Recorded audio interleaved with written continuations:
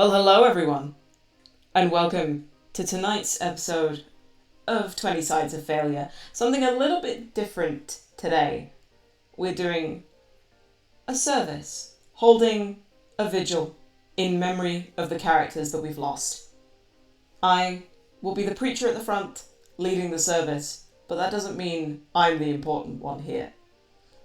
And I pass it over to my players. We'll start with the only one here that is still alive.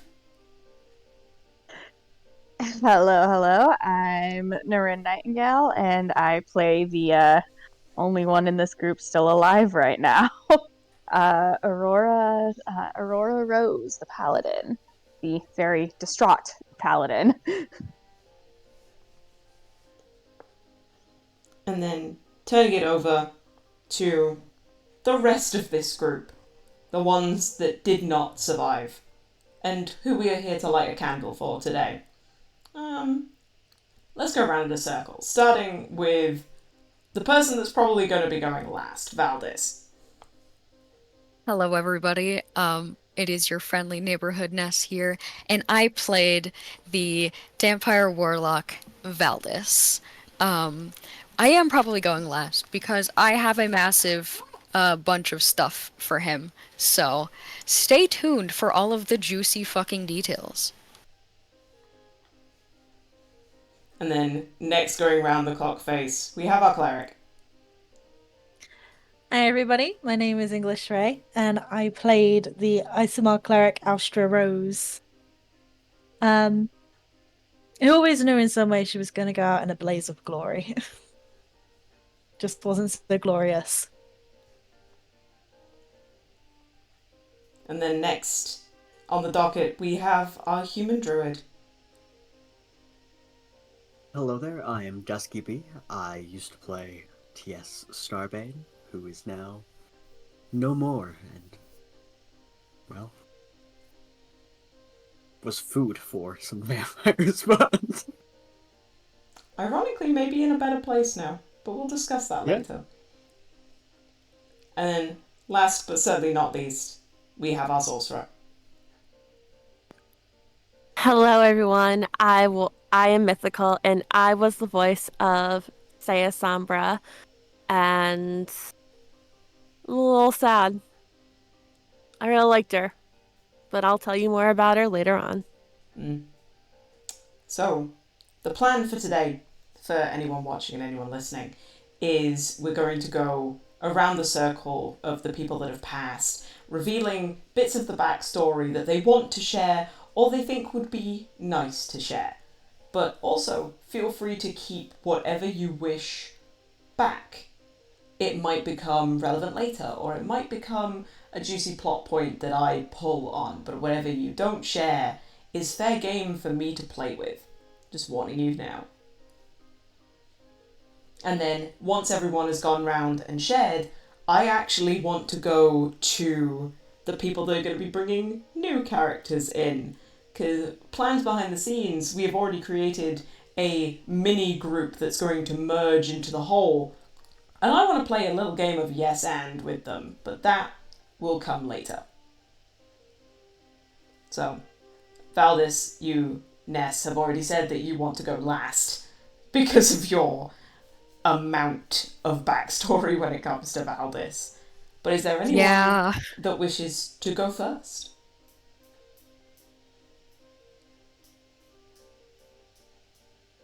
Pick your pick, DM. One of three. Well, since none of you are volunteering. Saiya, go first. Damn it. Okay. Let me. Well, just a little insider for our chat. I am incredibly known for playing royal characters. I always have some kind of nobility going on for our long campaigns. Saya was not a royal, let me just say. See, look what happened. She died. Like gasp! I knew I had a reason for making people royal. They live longer. Okay. Just before you start going into it mythical, that is very true. If there are any questions that people have in chat, feel free to ask them. And if they're not story breaking to know the answer, I will put it to my players. Absolutely. We like questions. Now is the time. But feel free to share as much as you want, mythical, and nothing is also a correct answer if you want to keep everything to yourself. And we can always do a big story dump at the very end. And sharing stuff.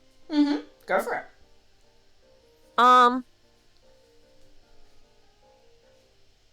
Well, before I start, were actually people reading their stuff, or was it just like bullet point? Because I don't know if I should just read everything. This is up to you. What you want to share.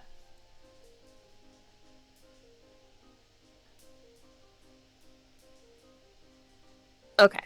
Yeah, sure. I'll read my backstory. In a small house in the north bank of Silvery Moon, there were two high elves that were finally expecting their first child. Siofra and Jundar were about to become parents for the first time. Siofra always wanted a child and had given it her all to finally become pregnant. Finally, when luck had just about run out, Saya Sombra was born. Siofra and Jundar should not have done these names. Were overjoyed and thanked the gods for the miracle that was bestowed on them. The family was not a poor family, but they weren't living luxuriously either. Siofra and Jundar were both performers, which meant they performed on the streets doing whatever they could to keep bread on the table. Sometimes Jundar would go off on a mission to earn reward money to support his wife and his daughter. It was no secret that he loved being able to travel and see the sights of Silvery Moon. He often would promise his wife and daughter that one day they would find their place in the world. Unfortunately, Jundar was never to fulfill such promises, as his life was taken while he was out on a mission trying to earn reward money. Now it's just Siofra and Saya on their own. Saya had seen her mother struggling and trying to make both ends meet. The little elfling would wander from home to the nearest town and start pickpocketing locals that weren't paying attention. This habit of hers didn't form overnight. She had to learn to look for open opportunities. First, she would bring back small trinkets and possessions before it eventually turned into coins. Siofra had caught on to Saya's trick and told her that if she ever found herself a group of friends or formed close bonds with strangers, that she should not use them as targets. She didn't want her daughter to become a criminal who was sought out for prison. Siofra could see the good in Saya and wished for her to remain, knowing the black and white of right and wrong. As Saya got older, she inherited her love of traveling from her late father. One day, on one of her many adventures, she came upon a small and secretive guild. They were a small group of spies that remained neutral. Saya showed interest and snuck into the guild hall wanting to have a look around. For a good while, she remained undetected until she was spotted by the leader of the guild named Inari. At first, Inari was harsh to Saya and wanted nothing to do with her. There were no openings in the guild, and Saya didn't possess much. Inari sent her away and warned her not to return unless she wanted to find herself in trouble. Not wanting to get on her bad side, Saya returned home, but kept that guild in her mind for the future. After a couple or so years, things had gotten Sofra and Saya. They often went hunting together in missions for reward money. While her mother danced in the street and performed for the people that would sit and watch her, Saya, on the other hand, was working on her skills of becoming a local criminal. Because that makes everybody happy, right? Kids, don't become criminals unless you're in D&D. She had learned to quiet her breath and take light steps to silence her movements. One day, she made the mistake of trying to steal from a noble's carriage and was chased by him and his guards. Sofra had encouraged Saya and chose to protect her. Had encountered Saya and chose to protect her. God damn it. Both mother and daughter held hands and ran to a dark part of the forest. The noble named Omega and his minions ran after and cornered the duo. Sofra pulled her daughter behind her and pushed her back as the elfling fell over.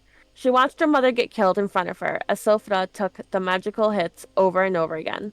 Suddenly the ground beneath sudden Suddenly the ground beneath her collapsed and she fell down into a hole. A dark magic surrounded her and flowed into her body and coursing through her veins, her skin becoming ice cold and her appearance changing from a brown natural hair to a dark color. Seiya had now become a shadow magic using sorcerer. Once she climbed out of the hole, she made it back to the secret guild, looking for Inari in hopes of being taken under her wing. Once Inari had heard the news, she decided to take in Seiya as a member of the guild and become a spy. Seiya was taught many methods, such as being quiet, how to properly observe, and how to contact her official helper. Seiya had never met him, but knew that he was always around, ready to help out when she needed him. Inari told Seiya that his name was Caleb. Since then, Seiya and Caleb would have worked together in many cases. Although they've never met, Seiya assumed that they were friends in their own way. So that is the end of my little document, but I'm going to tell you a little bit on the side. So my inspiration for Seiya actually comes from the show Teen Titans for Raven. As I was creating her, I wanted to do something a little bit different than what I've usually done in the past. I've always done like over emotional. I'm thinking with my heart and I'm just gonna charge through with whatever I'm feeling at that time. I didn't want to do that this time. So I just kind of started thinking about Seiya has to keep her emotions under control, especially if she's a spy.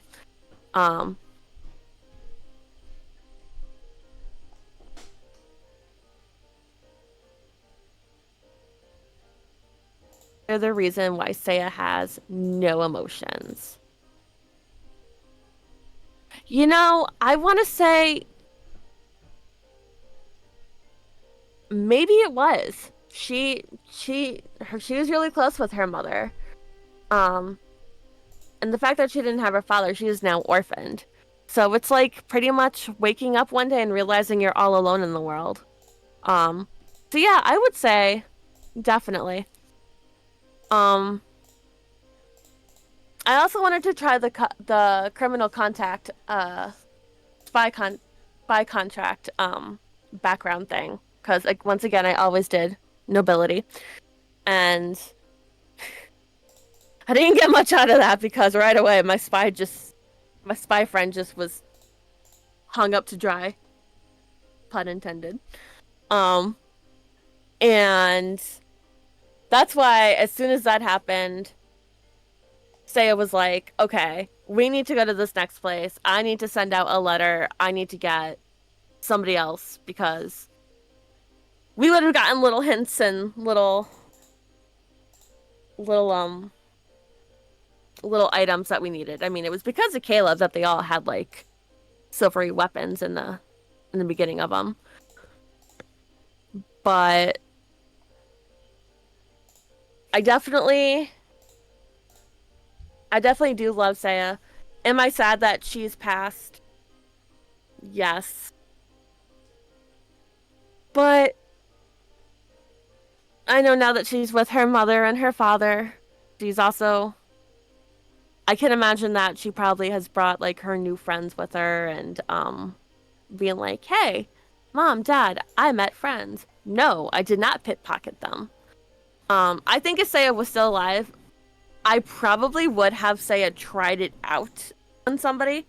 I probably would have tried it out on the sisters.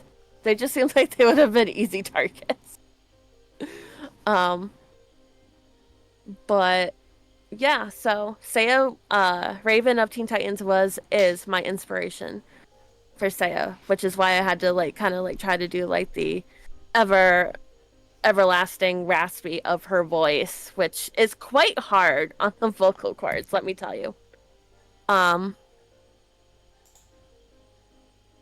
But yeah, I think that's mainly it for Seiya.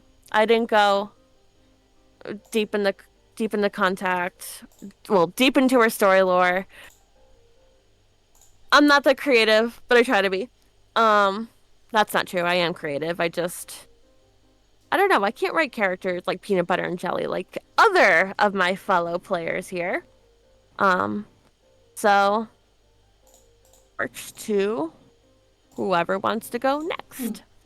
Well, before we move on from you mythical, a great question that was in the chat If no is one's gonna volunteer, I'm gonna pick somebody. oh Well, does anybody have questions for Seiya? No, I well, was yeah, I I was guess. going to say I didn't realize I was muted. I just started talking. One of the questions from the chat that I absolutely love from Wakey Wakey. Did you have an arc in mind for Seiya before they died? I did. I did. So for Seiya, my arc for her, I think. So she's chaotic. She's a chaotic sorceress. I definitely wanted. I really wanted to experiment with like her shadowy side. So if anyone has ever seen the anime Soul Eater, I kind of wanted her to become like Black Star in the sense she's not an assassin, but you can't tell that she's there with everything. Um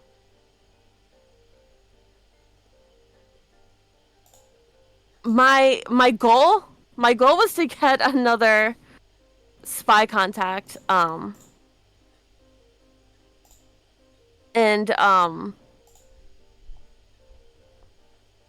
probably try to have more communication with said person because I feel like Seiya did get robbed in some way, and that's totally fine. That is the beauty of drama.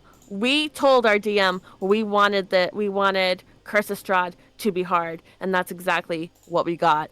Um, and I think that if Seiya was still around, she'd still be pushing to get what she wanted. That was to contact her spy stuff, and if she had actually gotten what she wanted, if she did, I think from there, I think I probably would have opened up more with Seiya. It would have been interesting to see if anyone could actually like break her, in the sense that she could use her emotions, because I remember Azazel being like, "I'm gonna break you." Um, if anyone had kept going on, had been watching, I did have Seiya produce a little bit of like the smallest smile when Valdis was pretty much on his death door, because Valdis had a way of teasing. I just kind of like teasing Seiya. So I kind of looked at that being like, Valdis could be like the brother to Seiya that she doesn't really like, but would secretly like, in the sense of a sibling thing. So, and in that moment, I really think that she thought Valdis is gonna live, and he did. Just she didn't expect everyone else was gonna die like that. So yeah, it would have been nice to see Seiya open up more and maybe actually get to see. I would have liked to see how she got in, like, to use her emotions and stuff like that. I would have liked to play around with that. Um, and this was a fun character to play. Like I said, it was definitely something different for me. Um, Wakey Wakey, I know you followed our other I know you followed our other campaign, so you've seen. God, I can't think of her name now. Arabella? Yes, thank you. You had seen how crazy and I wouldn't say crazy. Well, she's crazy in the best way, but you've seen how crazy and unpredictable Arabella is. So it was nice to have a little bit on opposite to like have a character that's like chill and on the down low and just be like, I really don't want attention on me, but I'm here. Yes, Arabella.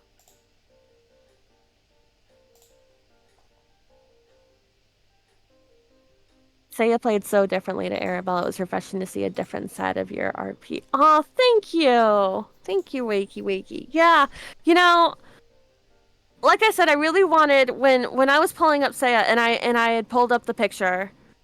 When I create characters, I usually go off of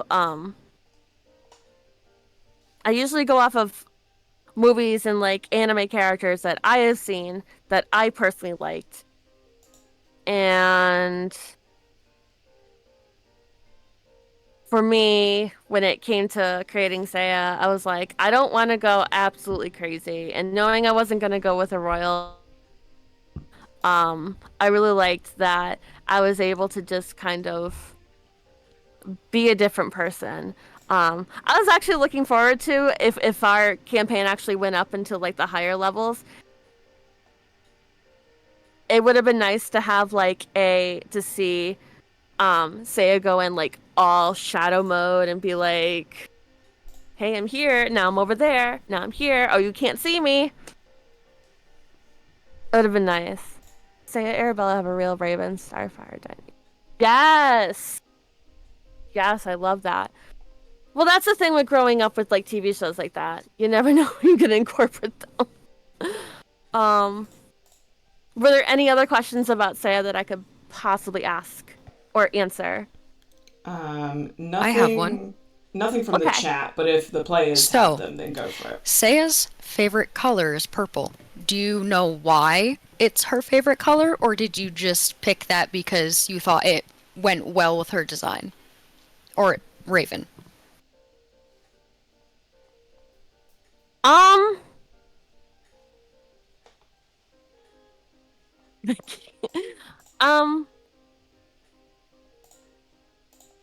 So I like purple, but let's be honest, I'm a K-pop person. The official color for BTS is purple, so I'm a little biased about that. I really did like the design I got from this picture for Seiya. And I just felt like she would love everything. She would love everything purple, like Arabella loves everything red.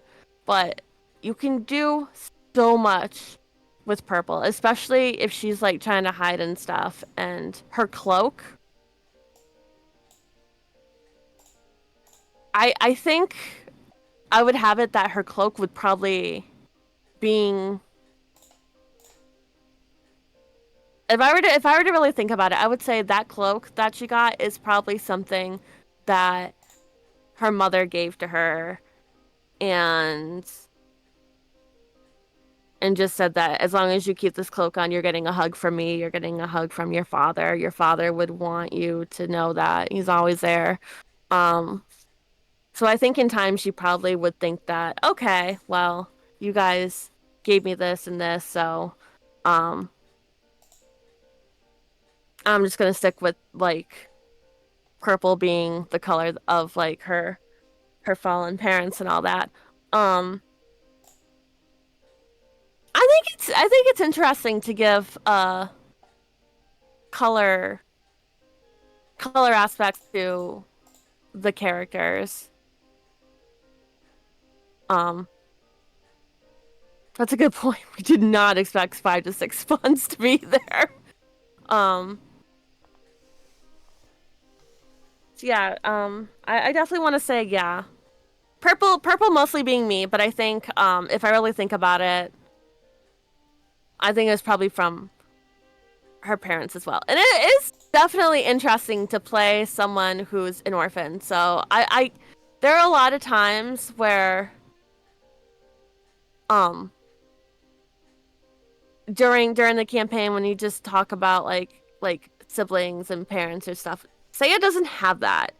So she couldn't exactly really think about how to feel like that. And it worked out well because I can't have her like really getting crazy like that. So she just kind of go with the flow. I will say at one point her thought process was when she first met Austra and Aurora, she really thought they were robots because she did not understand why that one would go this way and that one would follow.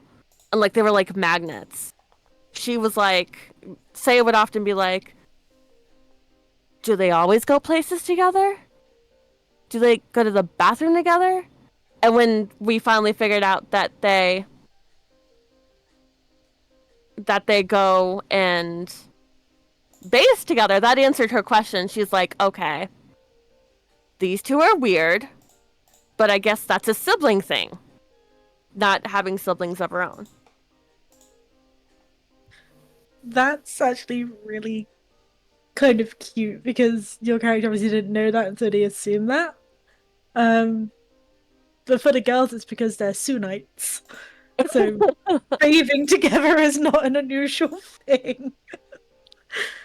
But that's really cute, actually, how that was her interpretation of it. Never being around like siblings or anything like that, she's just like, I guess this is just something that happens.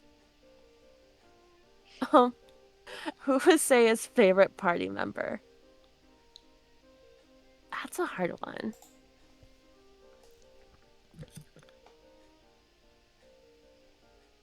I'm gonna say it's TS.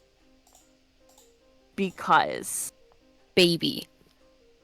yes, essentially he was Kiddo. Everyone loved Kiddo. But at one point, I think in the beginning, TS had asked Seiya about, what was it, about like secrets? Like is it okay to have a secret, keep a secret? I don't remember. TS, can you confirm that? Dusky?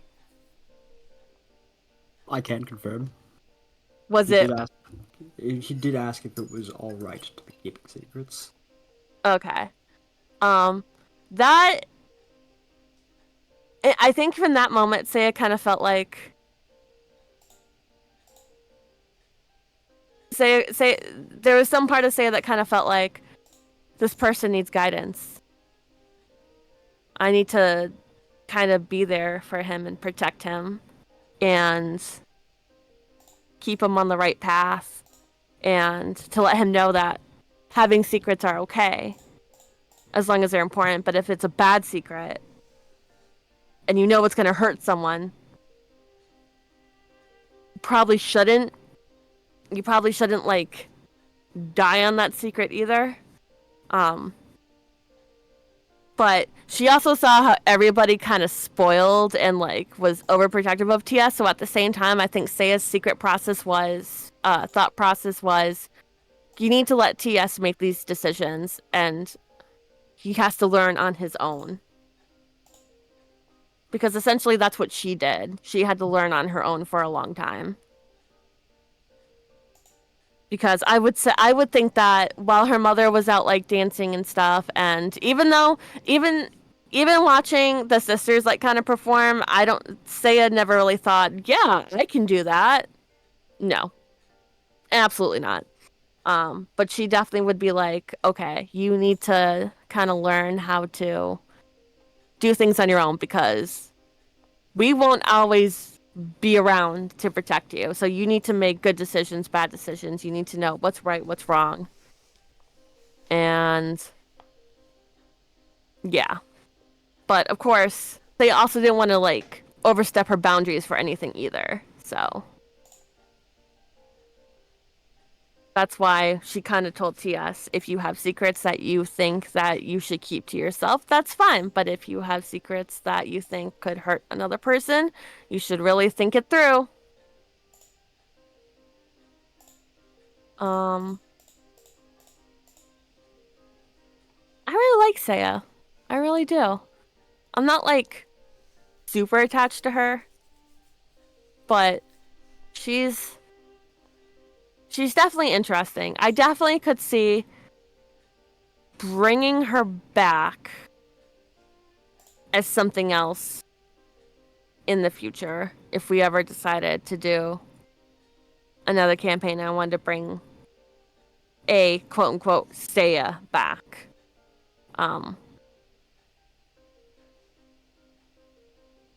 But yeah. Any other questions?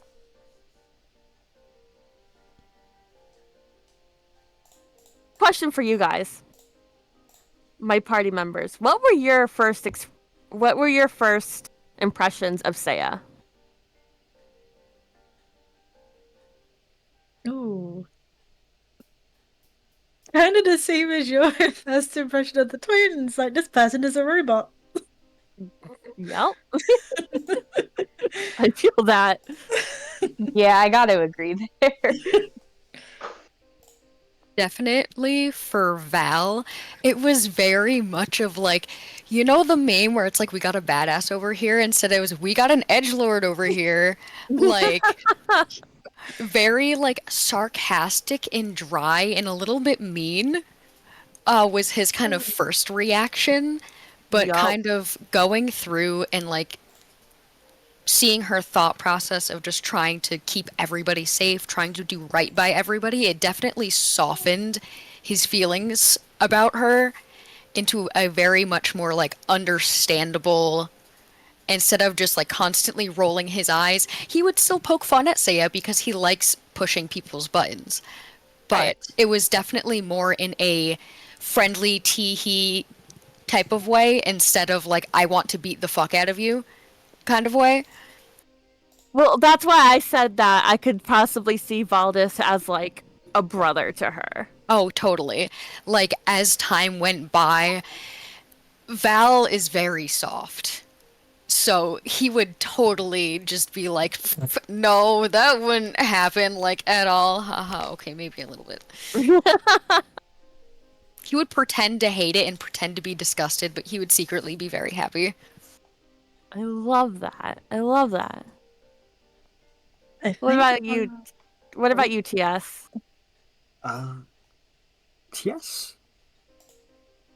Well, he kind of looked up to Seiya. He didn't view them as a parental figure, but he viewed them as a note of wisdom. They were quiet. They pretty much stuck to themselves most of the time. They put in their 2 cents every now and then. It's like, okay, this person seems to also know when to talk, when not to talk. And so he kept that in his mind. He knew if he had questions, it was going to be Seiya to ask to. And that was a really hard thing to do. I'll tell you guys. The 50% of the time that my microphone was muted, I was screaming, being like, "No, you need to do this and this and this and this and this." And then when it came time for me to actually say something, Say would be like, "Yeah, I agree. Let's go." And you could just see like the opposite there, and then like inside I'd just be like, no, but I really want to tell you this, and I can't. It's definitely a lot of fun. Definitely a lot of fun. It's too bad the vampires got to her though. I think I remember Saya's last thing was when Austra was like, "Get out, just leave." Saya was probably just being like, Asta, I really want to, but I'm still grappled and I can't get out.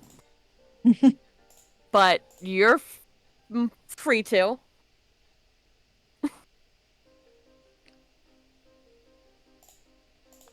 Fun stuff.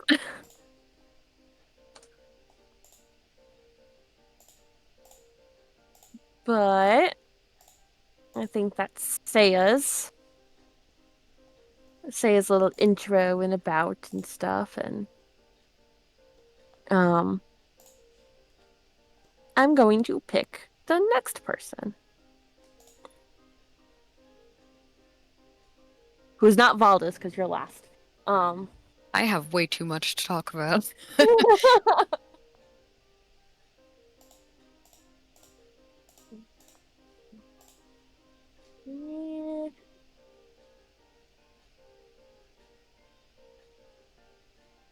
I'm gonna say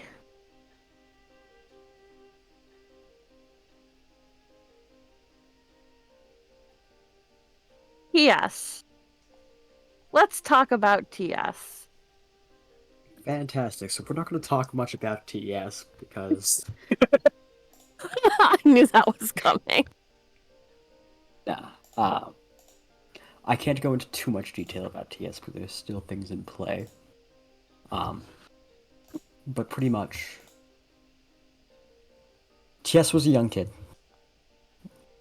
He started his adventuring career, quotation marks, at the age of 10.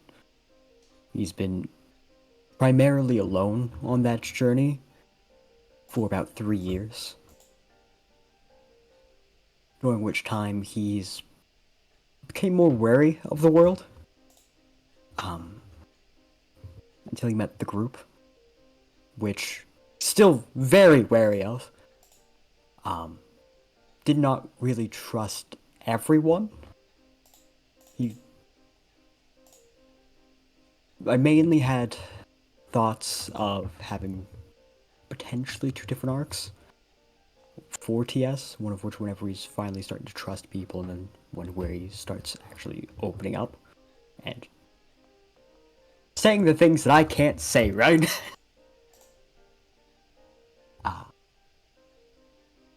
I know some of my favorite moments and some of the things that were like teetering on those things was the first one was the small party we had where we were what was the holiday called? Something Green grass. Yeah, green grass. TS wanted to go down. He wanted to join, especially whenever I think it was Aurora was playing the lyre, because that is an instrument that TS also knows how to play.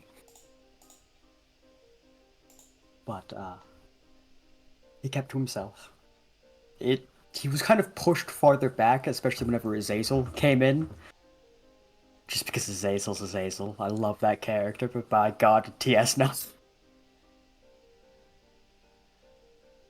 The second teetering point was with Valdis. And by the end of the campaign, or not so much campaign, but the end of TS, he was probably the most trusting of Valdis. Oh, that breaks my heart. Look at Valdis getting everyone's love and love, yeah. It was whenever he jumped into the lake for TS as well as his bears. And if it was anyone else, literally anyone else, TS would have still been wanting to go for that, and I was debating on still going for it. But, yeah. I love our little man, and it makes me so fucking sad. He was so, like, I don't know if you meant to play him as sassy as you did, but, like, even when you just didn't fucking say anything and just turn around and walked away, it had me in stitches a lot of the time. He did that because he's learned on his adventures to not talk up about things, and so he just kind of grew into him over those 3 years of time, where it's like, okay, I don't want to talk, I leave. I'm It so fucking glad wish. somebody also thought he was sassy, because I know I did, especially when he did that, as Valdis said. It was like genuinely so fucking funny. Like, I'm so glad I'm on push to talk most of the time because I was fucking dying when just like in the middle of Azazel talking, you would just fucking dip and be like, nope, I'm done with this conversation. This conversation is over. Irish goodbye. Oh, yes, the Irish goodbye. I have a question then. I can see if I can answer it. TS's teddy bear. Mm-hmm. Was that just something that was near, dear, and close to him, or was there a reason why he was like always holding the teddy bear? Like, was there something secretly going on with it? It was something that's near and dear, close to him.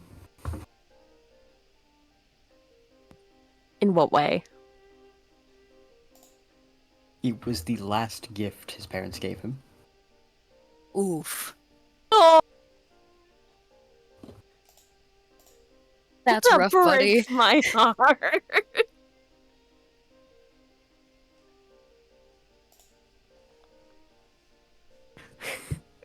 My girlfriend became the moon. Ooh, that's rough, buddy. I'm so glad somebody else got that right.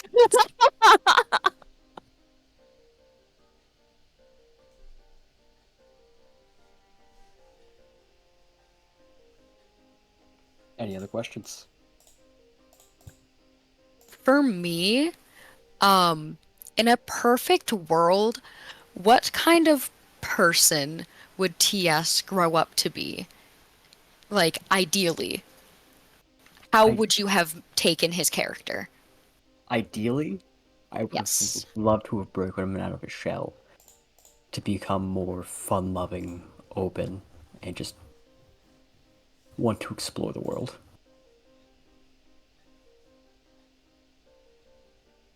Why did you pick Circle of Spores is my next question. Because flavor is free, and I'll leave it at that. Understandable. Have a nice day. Before you, I have another question. Why did you pick a child to play? Was it? I feel like since as long as I've known you when I started playing with you, I feel like Jolly had a lot to do with it. Jolly did have a little bit to do with it, because I chose TS to be a child, because I wanted his story to be a little bit more impactful to heartstrings, and between it being a child and an adult, it is definitely more impactful for it to be happening to a child than someone who's already been through life and going through things. That's valid.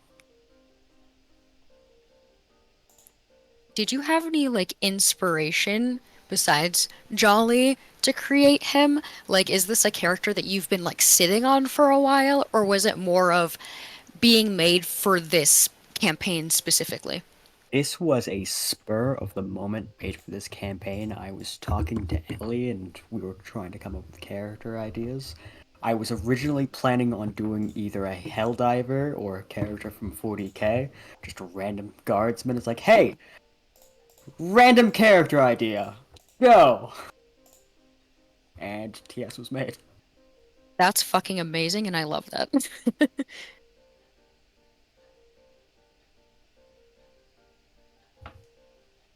No, anyone that has the joy of DMing for D knows that at any moment there will be the time of, hey,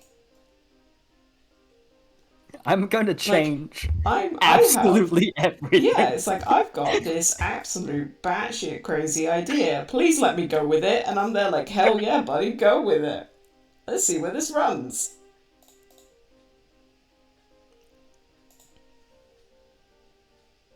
I have a plan, I make the plan, I go through with the plan about 90%, abandon the plan, make a new plan. Yeah, it's about right.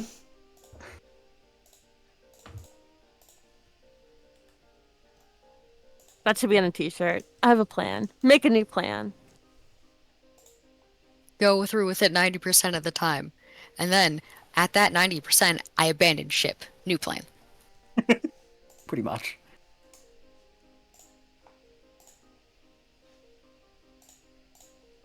Alrighty. I guess I'll pass the torch over to Austra.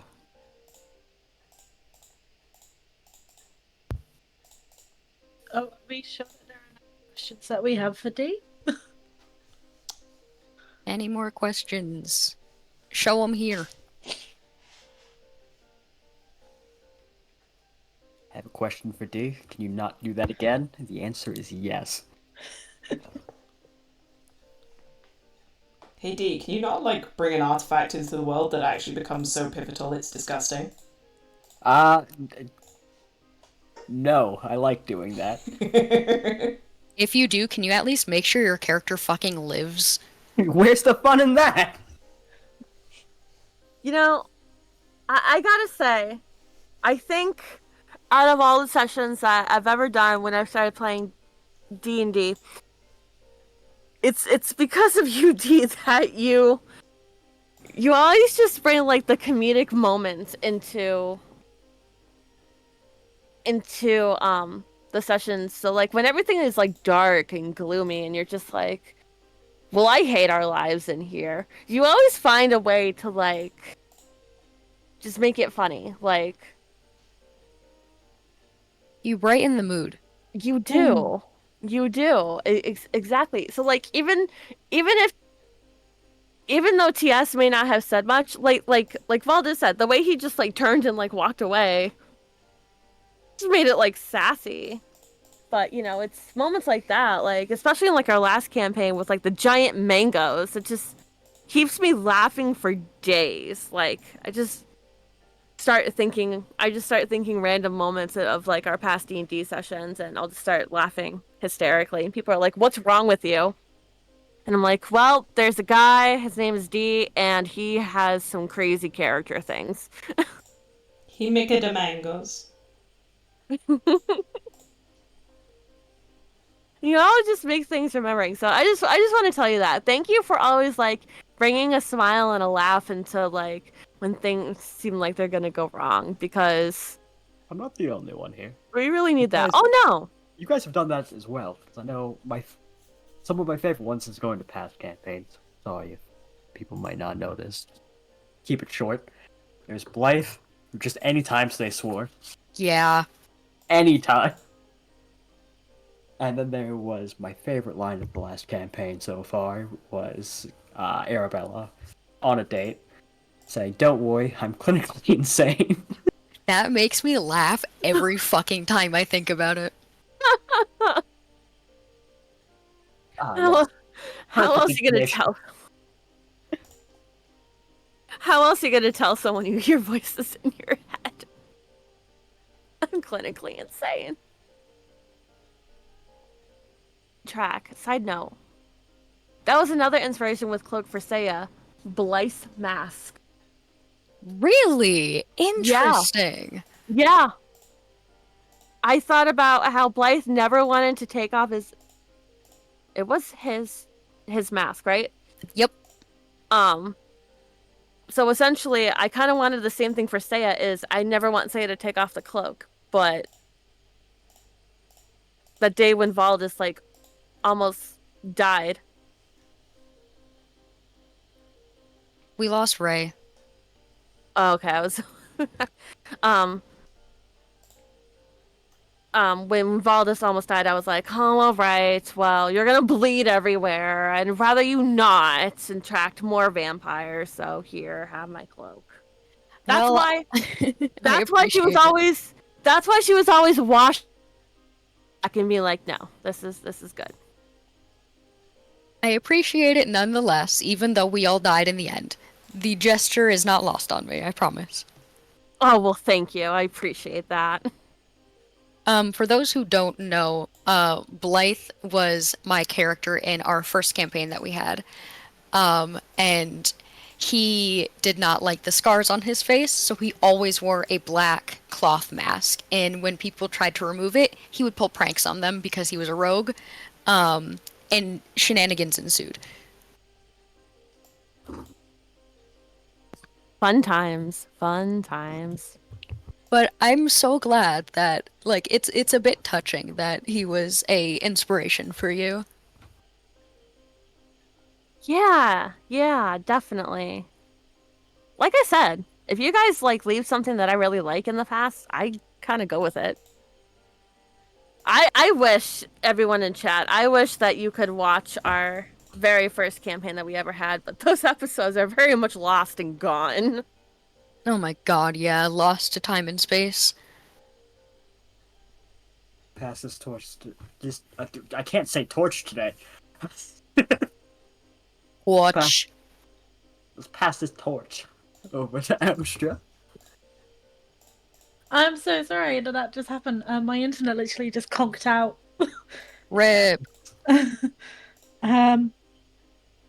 So, yeah, we'll see how this goes.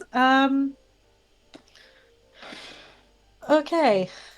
I have no idea where to even start with this. Start with like inspiration. The idea for Austra, I suppose because they were twins, I kind of have to talk about the inspiration for a little bit of both. And basically, um, I was playing Baldur's Gate, and um, Nerin was very, very lovely, and I was very, very nervous about playing it. And so Nerin helped me play it, and as anybody who knows me long enough, I am forever cleric. I love clerics. I love the versatility. I love that they can do many different things. So I was playing a cleric in that, and Nerin decided to play a paladin. And I recalled seeing a post somewhere about how funny it would be if it was like siblings who one was a paladin and one was a cleric and it was from the same god. And like they got into a bit of a spat, and the cleric says to the paladin, "Oh, hey, you have to like make an oath to get your powers. I was chosen." And then it kind of became that bit of a joke. And then it was the idea of like, oh my god, we could actually play twins. One being a cleric and one being a paladin. Um, and so that's where kind of the inspiration came for the twins. When it came time to like picking a god, we kind of sat down and we were like, okay, well, what gods do you know? And what gods do I know? And all my gods are pretty much like protective. So I've had Helm, I've had Lathander, I've had some other ones, and pretty much most of them are like protection and fighting for what's right. And Naren was like, "Oh well, I know about Sunni," and I was like, "Okay, I've never actually heard of Sunni before. Let's go with that." And then began the idea of like, okay, so these are clerics and paladins of Sunni. This is what Sunni's all about. Really out of my comfort zone. And it was very lovely actually because Nerin helped me out a lot as well as like the research of it. And it feels weird to talk about this actually without Nerin, because it was very collaborative. The creation of the characters, because I think we started off with how they looked more than anything, because we said that they wanted to be favored by Sunni, and so Sunni wanted like she likes the red hair and the green eyes. I can't remember what was the choice, why we made them isomers. Is Uh, is I is that think it had. I think it was. What was it? Part of our when we were going back to when we were talking about it during playing Baldur's Gate. okay? It's so these characters have kind of been like spoken about for a while. I think we was isomers because we were talking about other like characters we'd had, and we both said that we both played isomers before and how it was kind of cool.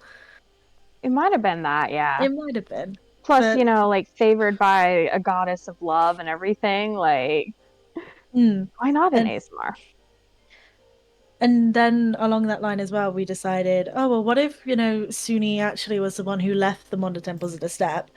And we kind of took it with a pinch of salt, like, oh yeah, sure, Suni left us on the temple of the steps. And they're like, no, seriously, Suni had you two bundled up and dropped you on the steps of the temple.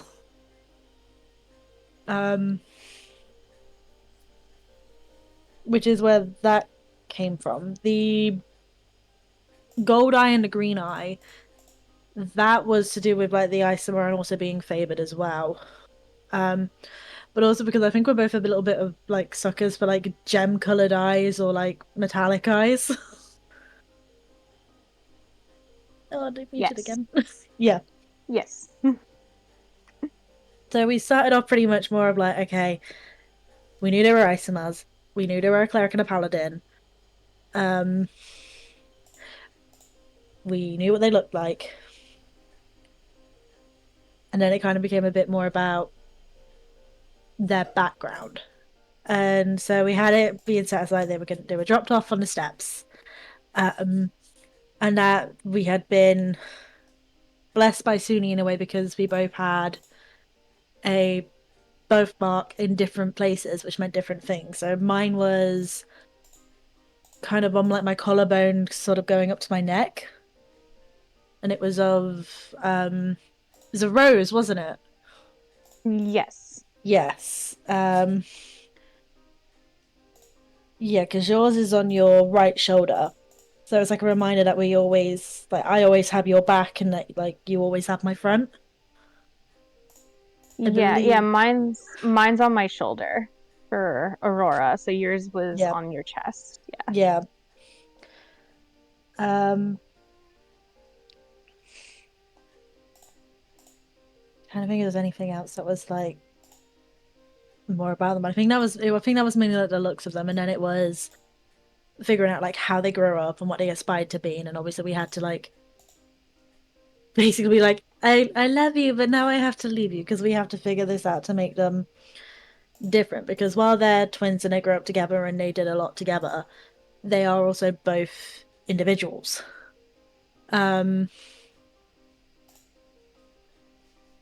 Well, so I will be very honest, and I think everybody kind of knew in the beginning I was having trouble with Austra.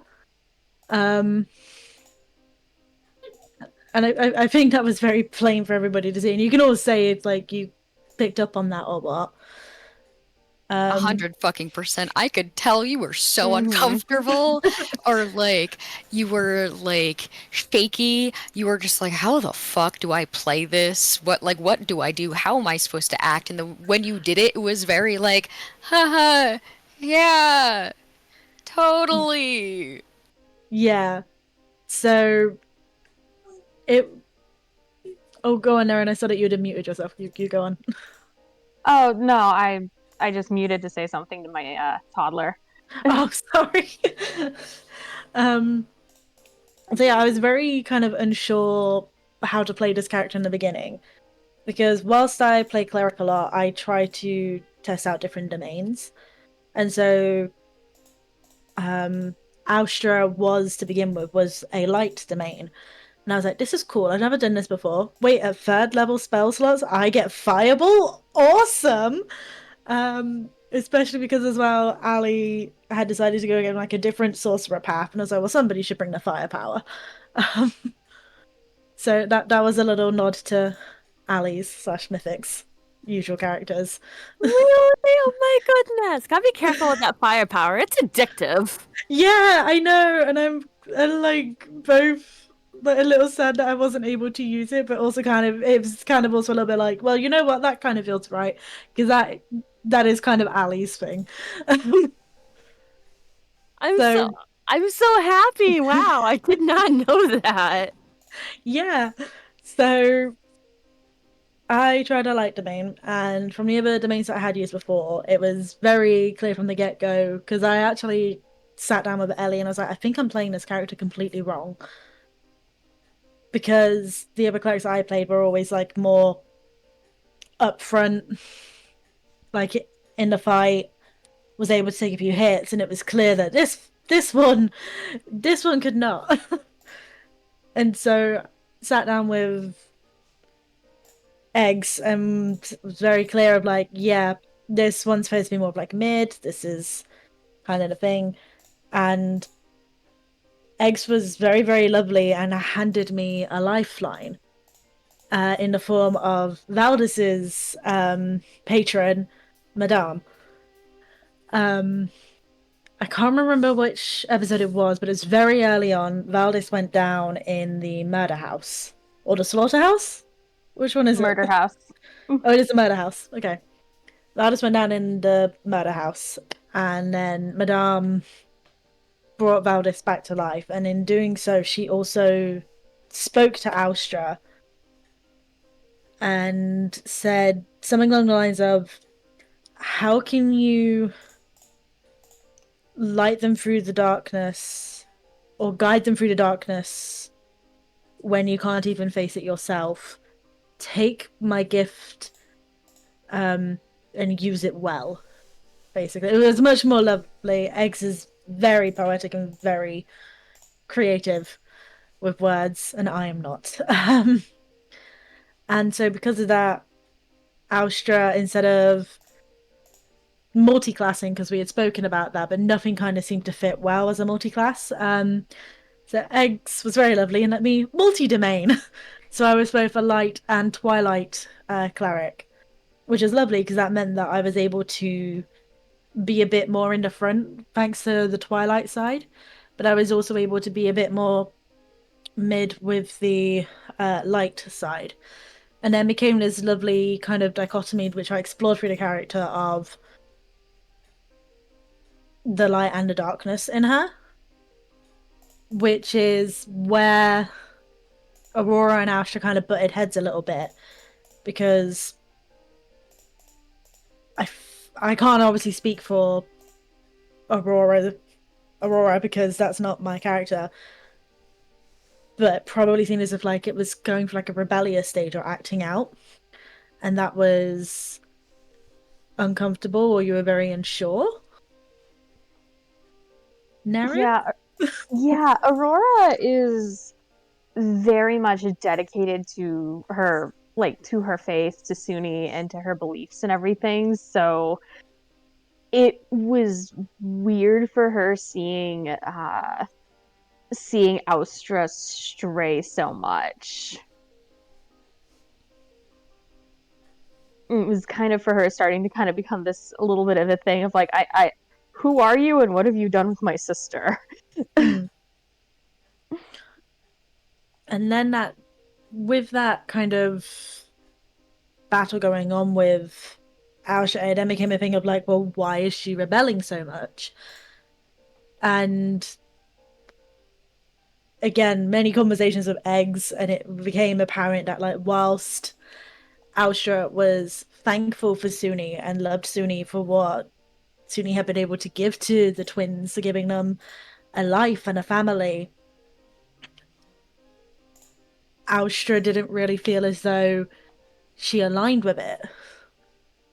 So it's kind of the same with like a lot of religions in general and people's own belief systems of like, I can be ex-religious, but it's not necessarily to the same degree or the same as somebody else's relationship with that religion. If that makes sense.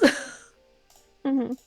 And so it was also experience that had happened whilst at the temple because Soonites are very free loving and loving the people you're with and showing worship through love. And I don't know, maybe I'm just a prude and it kind of like freaked me out a little bit.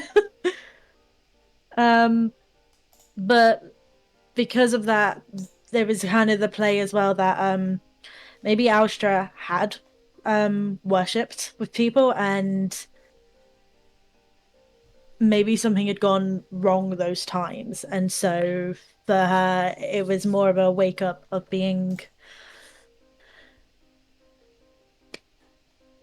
this doesn't feel right for me. And so then came the thing of when Austra and Aurora had their confrontation about what's happening with you, it kind of all came out that, well, all these celebrations that we have as Studenites, I was always trying to find work so I wouldn't actually have to participate in the festivities all too well. I was always working, I was dancing, or I was doing something elsewhere. So it was kind of like trying to distance yourself as well as you could. And then when Madame kind of came in, it was also an excuse for Austra to get closer to Valdis. Because like, okay, Madame, what up with her? And then it was kind of this funny yet lovely thing of Valdis just going, oh, I have no clue. But this is what I do know. And then that kind of grew that relationship as well a bit more.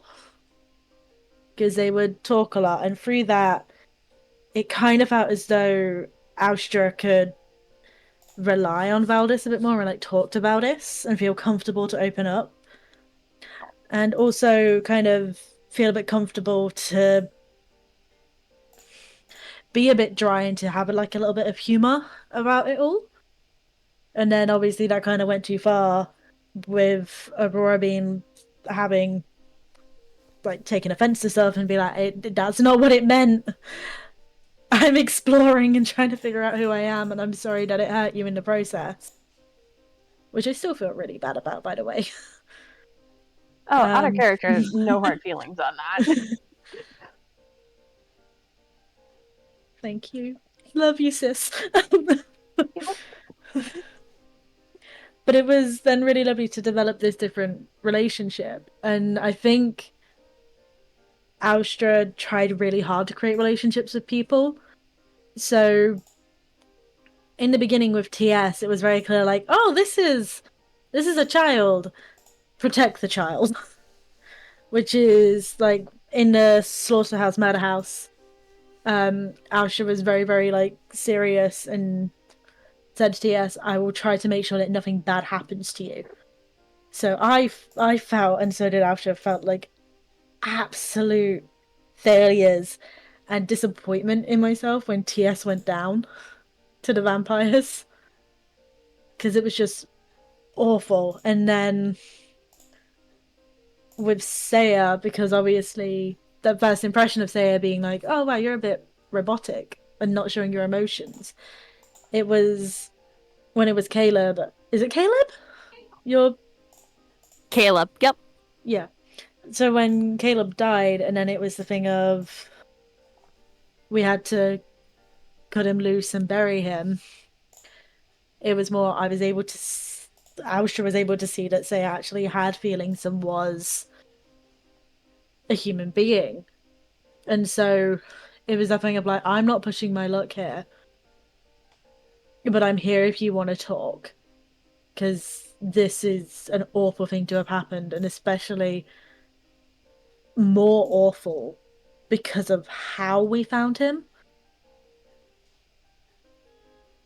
Yeah, she really did appreciate that too.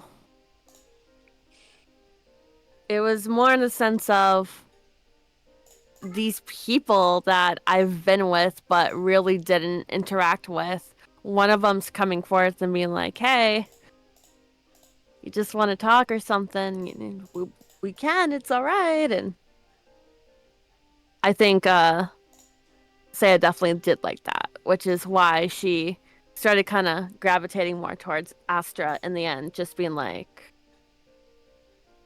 you can talk to me, I can talk to you too. Mm.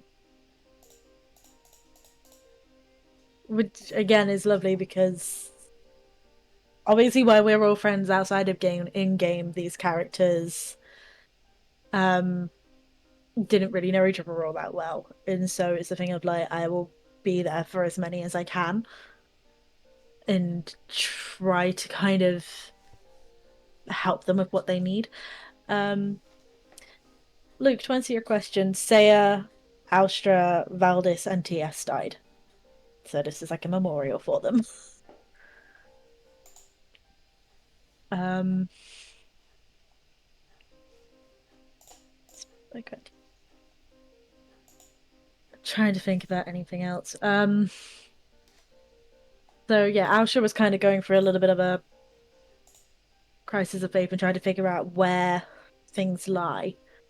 Um, but also in that, um, while I was trying to figure out where the chips fell with her religion and stuff and getting closer to Valdis, um, she actually started to really like Valdis, as in like a little bit more than a friend.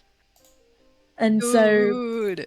yeah, so and then when Valdis started eyeing up the barkeep and then went on a date with a guy, Austra was like, oh wait, okay, so he doesn't like girls. That's fine.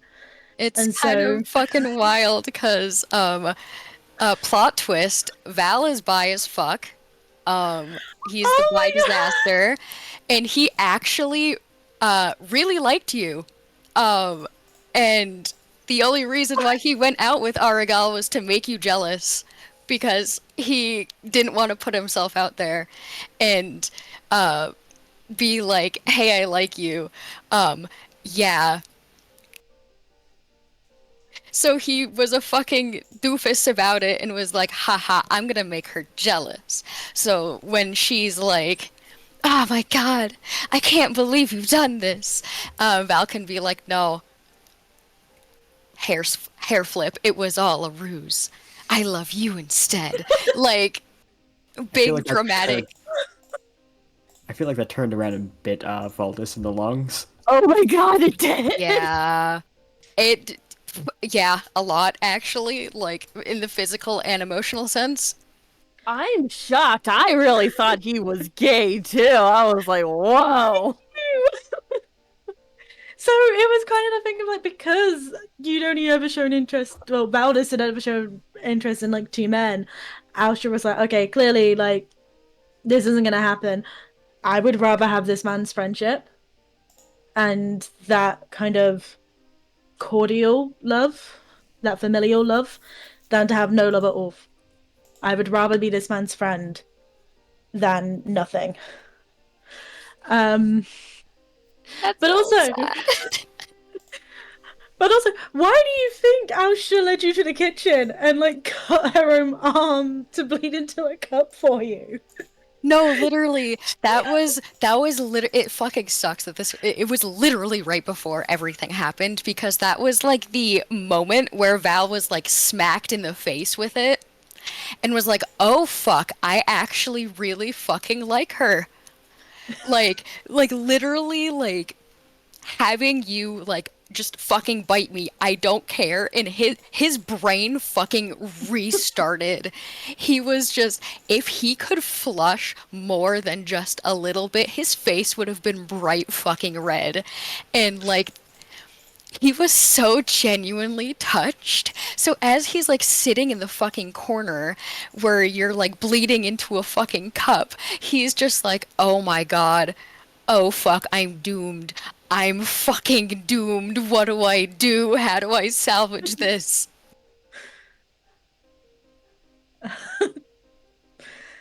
So yeah, so Austra was very much like, I still have very strong feelings for this man. I will deal with that in time, but right now, this man was on death's doorstep. I was doing all I could to keep him alive, and then the next day, he needs to feed. Like, fine, okay, take my blood, take whatever you need. You need a heart, take mine, kind of thing. Um, because she really, really liked Valdis, and this may be a bit of a kicker, a bit of a surprise. I was offered to bring Austra back. Um, but there would obviously be repercussions. So she would have come back as a vampire spawn. So the thing with that is like it's so lovely that I had that option. But ultimately, as we can see tonight, I've let I've let Austra stay gone. Um, Mainly because I think it would be asking a lot from people vis-a-vis Nerin, considering with what Sunites are and everything. It would have been a lot for Aurora to try to have to like process and go over, but also for Austra, the one person she would want to actually talk about being a spawn and learn about being a spawn would be from Valdis. Yeah. And obviously Valdis isn't around anymore. And so I don't think it would have been something that would have she wouldn't have stayed for long. She probably would have like said her goodbyes and then like gone off into the sunset and again gone out in fire. Which actually I think is something that probably as a joke one night or when they got in too drunk and they were discussing and talking about death, Aisha would have said to Aurora, "Do not put me in a box. Do not let me rot in the ground. Burn me. Let me return to ash. I don't want to be in a box under the ground." So it's really, really nice actually that Aurora did decide to set the place on fire because it was very fitting. Nice send off to everybody. Yeah. But I do have to say the only reason Val actually went back was because of Austra. If it was literally anybody else besides you or TS, he like it would have hurt, but he would have let them die. Like no repercussions at all. He would be sad about it and he would be like remorseful and a little bit guilty, but because he's like the one person that has shown me love is about to die, he he knew it was a suicide mission. He knew he would probably die if he went back in there, but he didn't fucking care because he wanted his Austra back. Now my heart hurts and I'm gonna cry. If you cry, I will cry, and then we'll all be crying. Okay, so we agree not to cry. But that's another thing as well. We had when we were in the windmill and it was the hags. Azazel was very much angry with all of them and being um and got angry with them and said basically like, don't put yourself in a position where you're gonna die. If you think it's not gonna go well, just leave. Leave to and live to survive another day kind of thing. And I think that was when both TS and Austra were mentally connected to Azazel because of his spell. Austra said to Azazel afterwards, "I can't promise that I will never leave anybody behind." And so when bodies started dropping, Austra immediately started thinking, how am I going to get these bodies out? Because if I can get the bodies out, I can at least try to bring them back, or I can try to do something. Which is probably why Austra stayed up there longer than she should have, and is probably also the reason, well, definitely the reason that she's dead, and also now definitely the reason that Valdis is dead, which is kind of upsetting. But yeah, Austra wouldn't leave anybody behind. Which is why she got TS's body and then dropped her at the top of the stairs and then went back to go get Saiya's body. But I wouldn't have it kind of any other way. I would still go back to try and get their bodies. Because Austra doesn't ever leave anybody behind. She was never left behind, so nobody else should be left behind.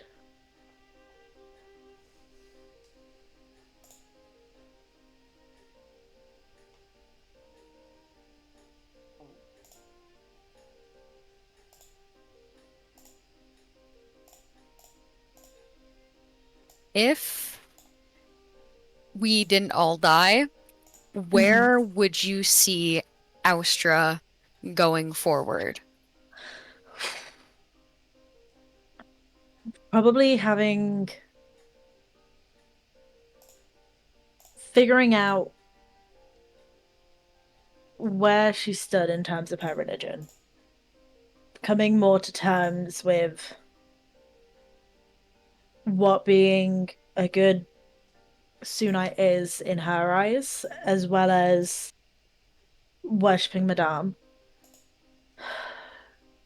I think at some point she probably would have gotten very, very drunk, most likely on whiskey, and probably would have kissed Valdis.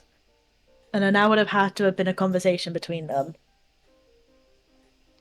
Oh my God, I can totally fucking see that. Yeah. And Val just shutting down and just being like, oh fuck, it's happening. Oh my God. Like party fucking sirens in his head. Like, and then kind of being a little bit like, you're probably just really drunk, and then taking you to your room and like, caring for you and waking when you wake up, just be like, hey, so, um, you kissed me last night and I have really big feelings about it. Can we talk about this? Wide-eyed would look at you and go, "Yeah, I think we should talk about it. I don't regret it. Is that okay?"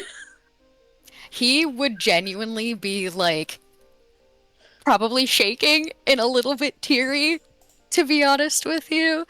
Um, because, well, I mean, I'll get into it later, but Austra is literally like the first gentle hand he's ever been shown, and seeing how deeply she kind of cared about him, he would definitely have the like imposter syndrome kind of complex of like, why me? But hey, I'm here, I'll take it. Like, I like you too.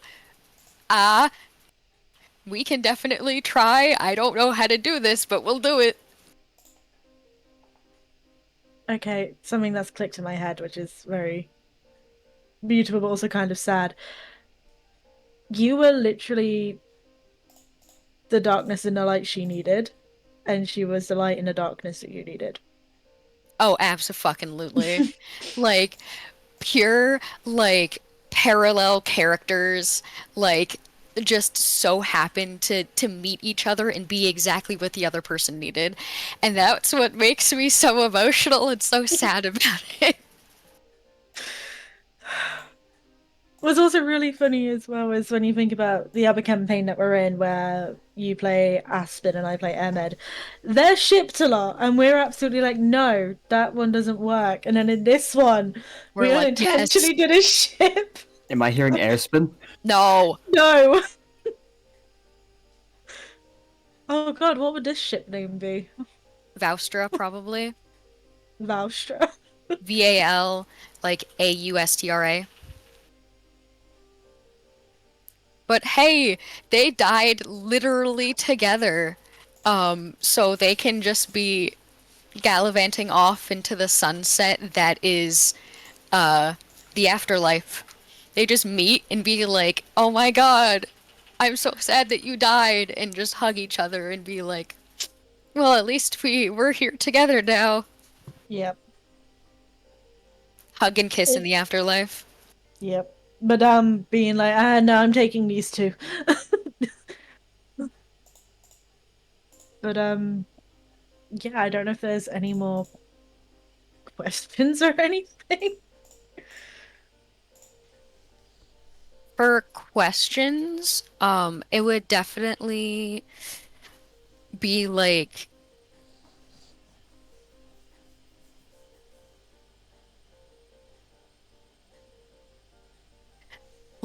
I want to know a little bit more about her as a person other than her like struggling with her religion and um being a little bit I don't know. Um so like give me like some some things that the party would know about Austra the more that they traveled together and the more that they fought together, but hasn't really been able to like bloom with the short time that she's been here. Um, I think we forgot to see her protective side, especially with like the teddies being taken from TS and then asking for consent to touch people. It she's very aware of like, well, if I wouldn't be 100% sure about this, I want to make sure they're 100% sure about this. So when TS expressed like some discomfort with not having his teddy and then it was taken, it was very much like, give him the teddy back. It's his. So like consent and protectiveness is always like a big thing with Austra. She's also willing, I think, to try things within reason. So if you were to say, oh, hey, there's this new thing in town, like there's a carnival in town, and if somebody had said, like, oh, there's silks or something, you do fire breathing and acrobatics, why don't you give it a try? Like, she'd give it a try. She's in some ways adventurous, but it has to be.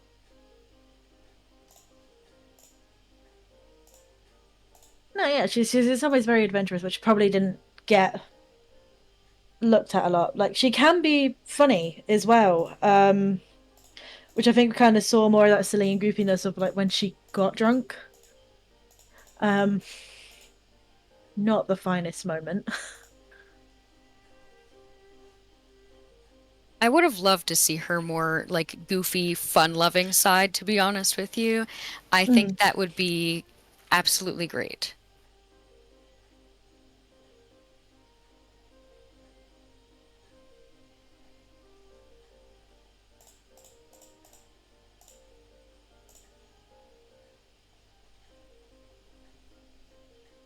Well, I am completely blown away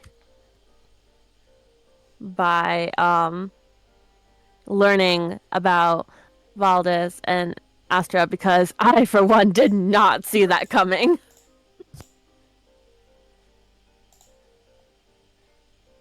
It kind of took myself by surprise when it was also kind of, because I think actually it was when you started.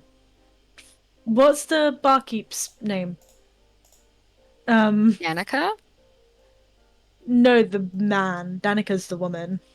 Oh, fuck. Owen, her husband. Thank you. Yeah.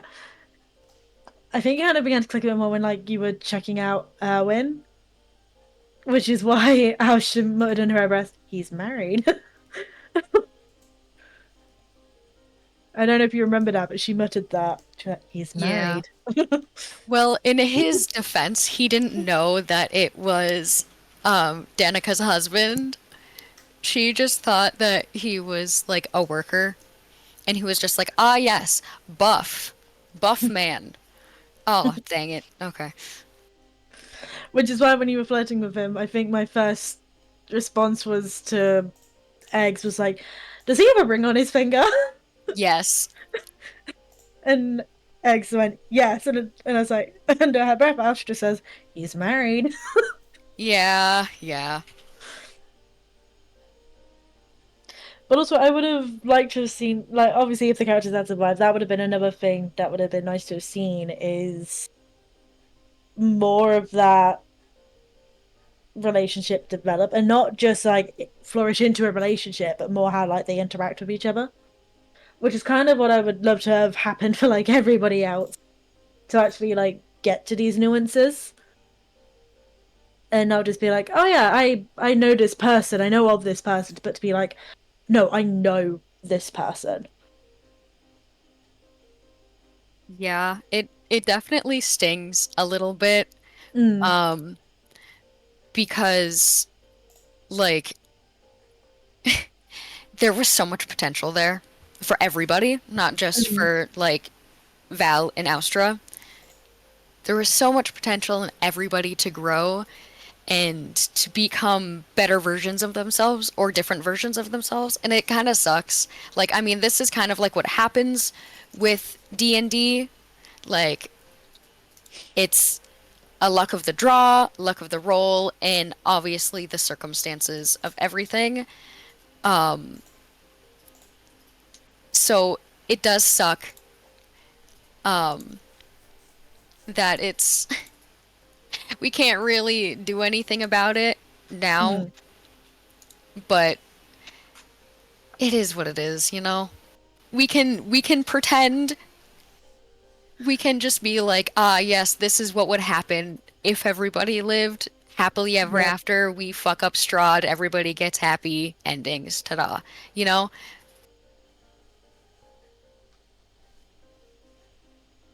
That's always something as well. We can always imagine what would happen.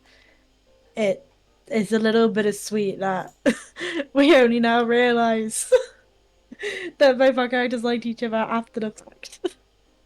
No, it's so fucking upsetting because literally, like, the thing was, if we like actually survived the encounter, Val would have literally gone up to Austra and been like very shyly like, I appreciate everything that you do for me, and you know, letting me drink your blood kind of like set something off in my brain. Like, I'm not saying that like I'm doing this because I like the taste of your blood or anything, but you know, I think you're really cool.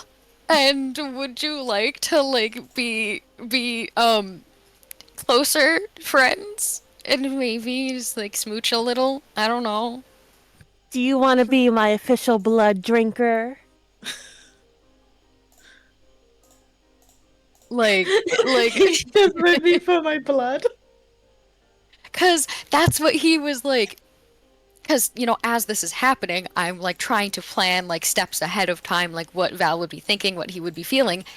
He was scared that you were going to think that he liked you because your blood tasted good. Well, that was also kind of the thing as well of like because she's an Isomar, there is an angelic quality to her blood, which I didn't know if that was going to have a negative effect on you as a vampire, or if that was going to give you like a drug effect. Well, we never figured that out, sadly. Yeah, that's a question for the DM.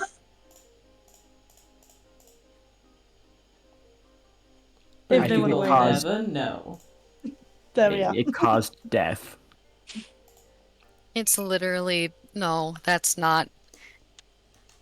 It actually stopped Valdis from like tearing apart half the people in the tavern, so you know, it actually saved a bunch of lives. Hmm. Oh, I just realized as well, to go back to your question of like if we had lived and carried on and stuff and what would you have seen? Um Probably like a little bit more of an acceptance of Azazel in terms of like for her sister. Because Aurora deserves a chance to be happy as well. And okay, maybe I don't like the guy, but that's fine. I'm not the one that has to like him. But I can accept him at least. Yeah, like you can deal with the little bit of the poking like poking, prodding, like kind of playful asshole type of behavior if it makes her happy type of shit. Yeah. Kind of the thing is that I will grit my teeth and bear it, and I will show you how to make pancakes the way my sister likes them. That's fine. Um, And it's also like if we were still here, we would have been able to know more about him as a person. You know, yeah. eventually, once you start like traveling together for a while, you know, you'll start to pick up little things about people, even if they don't notice, where it's like you get a little bit of a nugget of truth about how they are as like a person. So eventually we would have gotten underneath all of the layers and masks that he did have and would have had a fine friendship with him if he was like an actual good person, which I still think he is. I don't know, but this is coming from a player to player standpoint. I Mm. don't think Azazel is as one note as he tries to make himself be. And I think he genuinely does care, but he's just been hurt so bad in the past that it's kind of like a reflex. Probably as well, but also just the fact that he is clearly different than we all thought was when Aurora freaking nailed it on the head. Yeah, just like you were a wizard. How the fuck did you know that? That was so completely unintentional. It was like, oh, he's mentioned before he doesn't really like reading. What is the complete opposite thing I could think of in a scholarly position? Wizards do a lot of reading. Genuinely so fucking funny, and how actually baffled Asher was. Just genuinely like, how the fuck? Oh, it wasn't just Asher. I was over there like, wait, what? I about spat on my drink when he said it was fright. Oh, yeah, Aurora's reaction was my reaction.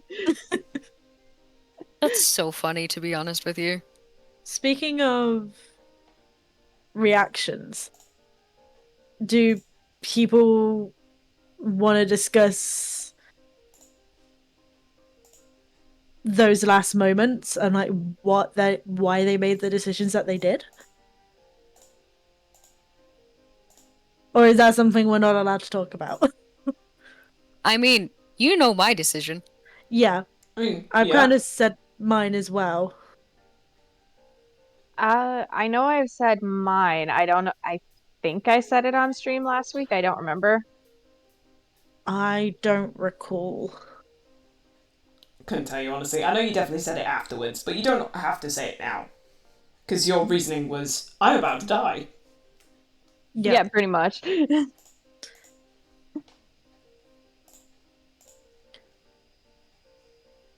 And then poor TS just got like the shit fucking beat out of him before he Yeah. could form a single coherent thought. When we look back on that, it's very like hindsight is 2020, and what really should have happened, which I think we can all agree, is that we walked in. He said there were like vampires up there, and we kind of gone, okay, we'll be back tomorrow because one of us still hasn't leveled up and slept and has no spell slots or anything at their disposal, and the other one's just come back from the brink of death. Yeah, that would have been the smart decision, but we're all so used to playing like level 14 fucking characters that we're like, oh yeah, it'll be fine. We'll be fine. We'll do this by like the skin of our teeth. No. No, it was very much a fucking shit. Like, well, we asked for this to be difficult, and it's really fucking difficult. I was thinking about it as well. There was one other thing we could have done to try to do it. We could have funneled them to the stairwell, and that way Yeah. we're just fighting one at a time. We also That would could have have had been luck so on us. useful. We could have had luck on our side as well, which would have been very nice. And instead of only having one person, one vamp be hit by the turn undead feature, we could have had them all, and then we could have had our pick of the litter of which one we were going to hit and kill. That would have been so nice. Yeah, it would have been, but. Well, I know what my mistake was. I had picked Shadowblade, and I was like, I'm really excited to use the sword, and kind of forgot that I do better with ranged attack spells, and just decided I'm gonna be up front, and I'm gonna do good. Yeah, the squishy going up front for a melee hit, I was like, oh fuck. But I don't want to say anything because, you know, metagamey bullshit. I didn't want to be like, no. As soon as and then my second mistake was, and that wasn't Saiya's. That was honestly just me being like, the vampire that had grappled Saiya, in doing that. That was just me, mythical, being cocky, being like, well, you pissed me off. I'm gonna go after your friend. Is that the one that like went past you and then DM said you have an opportunity attack? Mm-hmm. Yeah, because that was the one that was running away, because that was the only one that got hit with a turn undead. Yeah, that wasn't Seiya. That was legitimately me just being cocky. And these things happen. At the end of the day, in the heat of battle, we're not always looking at the little, I think, emblems or stickers or what is it that you Symbols, whatever can else. symbols. Yeah, we don't always look at that in the heat of battle as well. So that's something as well that we can take from it. Like there were so many mistakes that we made, like going into that fight. The first one was literally just going into it. Yeah. But as we say, hindsight is 20/20, and it's a lovely thing. Which is why, like, obviously this has all happened, and it's, yes, it's upsetting, but also, like, I'm not upset because those were our choices. We made our choices. And when will you learn that your choices have consequences? And we said from the beginning we wanted consequences for our actions. And now we've got them. And Yep. so first of all, just round of a hand. Like, round of a hand? I can't remember what the phrase is, like. Round But, like, of applause. that's it. Round of applause for, like, the DM for, like, sticking to their guns and actually giving us what we asked for, even if we realise we have fucked ourselves over in asking for that. Because, like, it could have been very easy for, like, you to have, like, fudged the rolls or something, and you stuck to your guns and, like, damn the consequences because we told you to damn the consequences. So for that, Eggs, I think we actually have to, like, thank you and applaud you. You did great. I can't clap like on camera because I Yeah. have to hold My mic the didn't fucking pick thing it up down, either. but- I don't know if my mic picked it up or not. I don't know. I don't think it did, but We does still anybody have one more Appreciate it. character though. we do. Yes, we do. Yeah. So, D, batter up. No, What? wrong I already person. went. Ness, batter up. Cracks knuckles. Don't worry, I'm about to talk about my hyperfixation. I was gonna say it looked like D was about to go again. So I'm gonna go over Valdis now. I know absolutely nothing of their backstory. So, first things first, it's really funny. I actually created the base character of Valdis at the same time that I was creating Aspen. And it was literally a coin toss for who I was going to play in our main campaign. And Aspen won out because of the specific type of person that he is. A little bit about me is that I put certain aspects of myself in all of my characters. So I needed Aspen at that time. I needed to be viscerally angry and not give a fuck about anything else. But with Valdis, he has a lot more nuance, and a lot more emotional baggage, I guess, is the best way to put it. So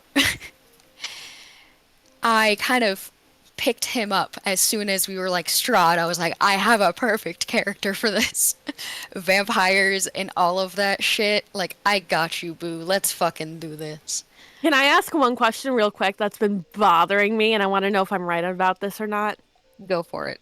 Did you get inspiration for Valdis from the vampire in BG3? Oh, Astarion? Yeah. Surprisingly, no. Oh my god, because there's so many times I could hear Astarion. It's definitely like a little bit in the voice because my voice hasn't dropped enough for me to play the voice that I do have for Valdis inside my head. He definitely puts on the air of being prim and proper. But he's actually very like soft-spoken and anxious. Like actually. You can kind of see it in his conversations with Austra, actually, where his mask kind of falls off a little bit. But I created Valdis like way before I even knew about Baldur's Gate, which is so fucking funny to me because I saw it a lot too. And it was very distressing. Like, I don't want people to think I'm just copying Astarion because I'm not. I swear, whole different backstory, whole different like character, but they do share some similarities. They were just different things that you said that I could hear. Hysteria, and I was just like, I see this. Okay, now I know.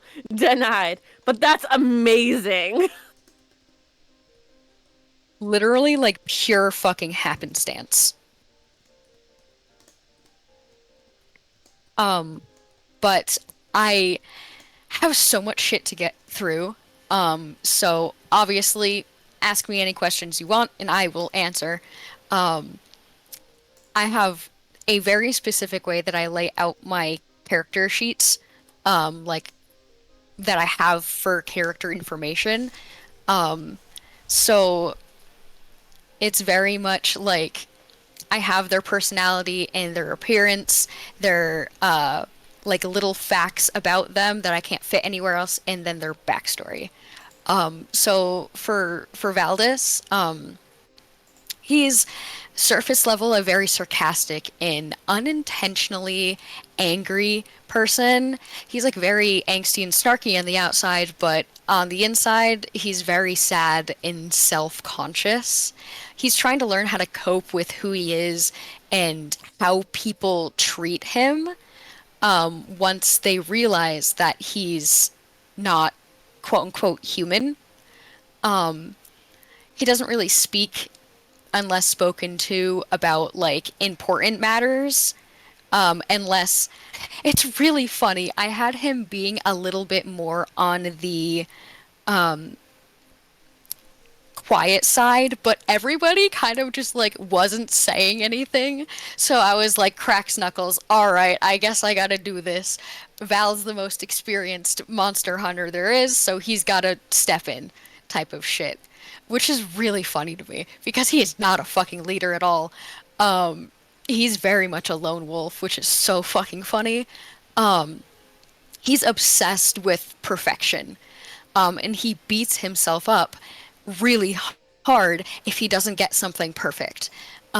So that's why he got so angry when people would do things, quote, out of line. When they would, quote, do things in the wrong order or not as he was taught how to do them. So he would get really frustrated. He was raised in a very, like, cutthroat environment where there was literally no time for affection or care or love or anything like that. His caretaker that he had didn't do anything except for like ruffle his hair or like pat him on the back to show affection. That's why he did that to TS all the time because he didn't know how to fucking interact with people. So that's how he would show that he liked TS and that he cared about him and he would ruffle his hair. So being in this very harsh environment, he's so incredibly fucking touch starved and doesn't know how to act when people are nice to him. So like when like Austra and Aurora were kind of like right out the gate really kind, it took him by surprise. And he was a little bit like, what the fuck do I do about this? I'm just gonna play it cool and just that it's fine. But it was definitely like a huge kick to the stomach, basically. A very, very big realization of kind of how fucked up he actually was, like to himself. And like it meant a lot to him that Austra was, you know, asking for consent to touch him. Because he's so used to being hit and thrown around that her seeing that he was uncomfortable and her asking and making sure that he wasn't was like a huge, it meant a lot to him. So like if they actively were able to fully like embrace like a full fucking hug, he would have cried. Genuinely broken down into tears, fucking cried. Because I have like this very specific line I have is he knows he's made from a monster and is trying to accept that by doing good, by eliminating the monsters of the world so no one else ends up like him. He knows very much he's part of a guild, a monsters hunter, a monster hunters.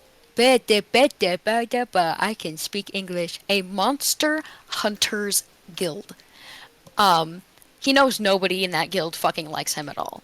They all just see him as a monster or a tool to be wielded.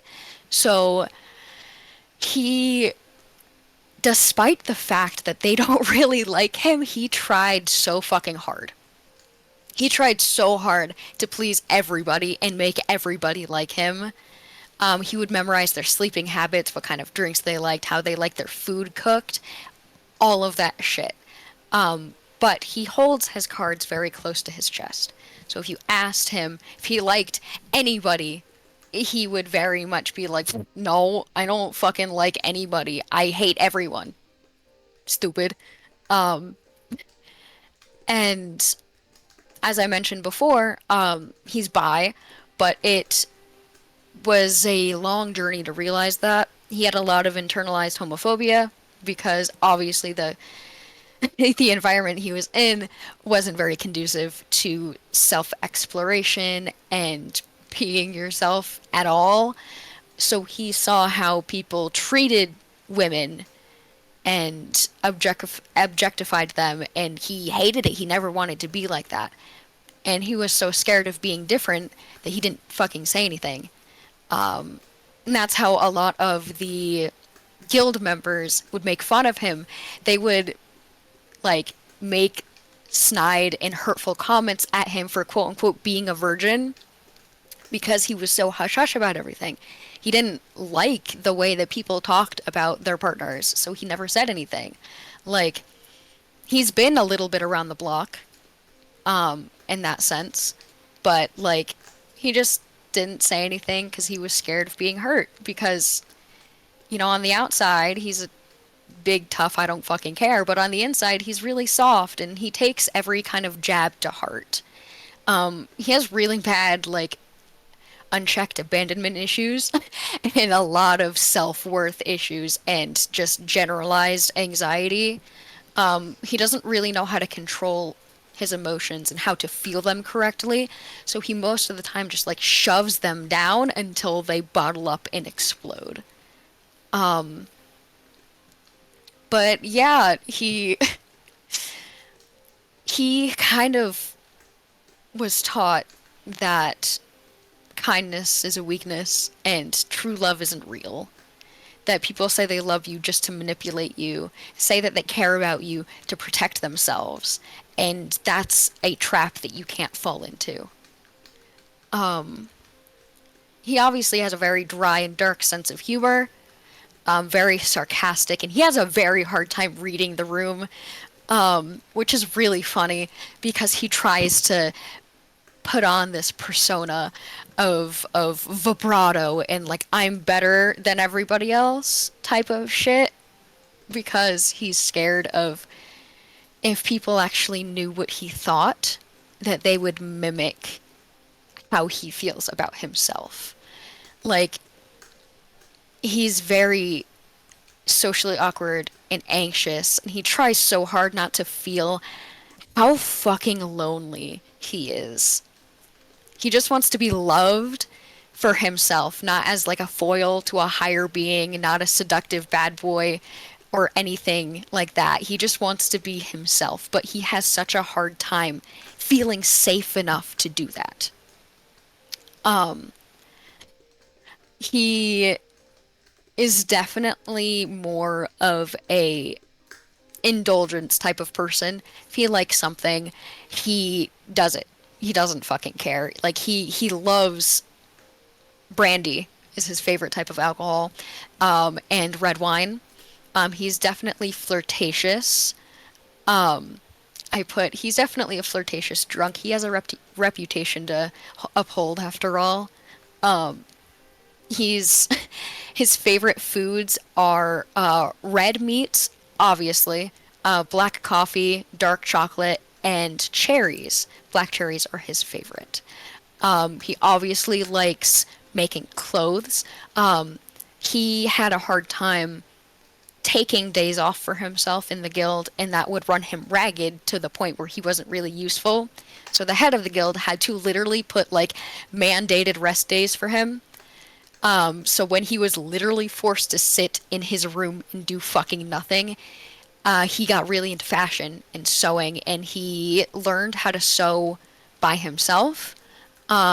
Definitely would try to like poke at people and be like, "Hey, how do you do this?" And they'd be like, "Dumb fucking stupid bitch, don't talk to me," and leave him alone. So he did this all by himself. He would kind of take like a stroll around the nearest city, look through shops and stuff to see what was in style, all of that shit. But he's also a really good cook.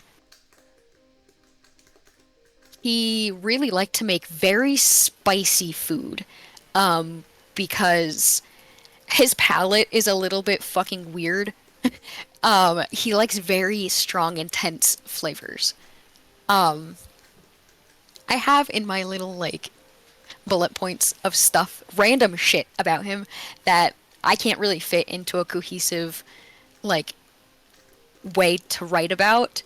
I just have in a bunch of bullet points. Like, is gay and can't sit like a normal person, will always straddle chairs, sit on tables, and lean on walls, because he's that type of bisexual disaster. He always dresses to the nines, no matter what is happening. He loves to be the most fuckable person in the room. He's always cold, so he constantly wears layers. He loves fuzzy socks. His hands are constantly in his pockets, and he always has his nails painted black. And the stream didn't really get to see this, so I'll put it in the chat, but he has tattoos. A bunch, actually. He has one kind of on his right hip going up to the side of his stomach and down his thigh of a large crow, kind of outlined with red spider lilies and like swirling darkness, which he kind of got for Madame after he made the contract with her. He has a half sleeve on his upper arm that's a death moth with some roses. He has a bleeding heart on his hand, and obviously on his other hand, he has his contract mark. He he wears platform boots all the time because he is a short fucking king. He's 5'2" by himself, just flat-footed, so he always wears platforms. His fangs peek out of his mouth a little bit, and they kind of show up more when he's emotional or mad, and his eyes glow too. He really likes the sound of falling rain and will stay up late to listen to it. Likes very deep compression for calming down. So he keeps a lot of heavy blankets, or he hugs himself when he's very emotionally distressed. Or hopefully, I was hoping when he opens up a little bit more, he'd be totally down for really, really strong hugs. And if somebody just laid their entire weight down on top of him, he has an irrational fear of heights, which is really funny.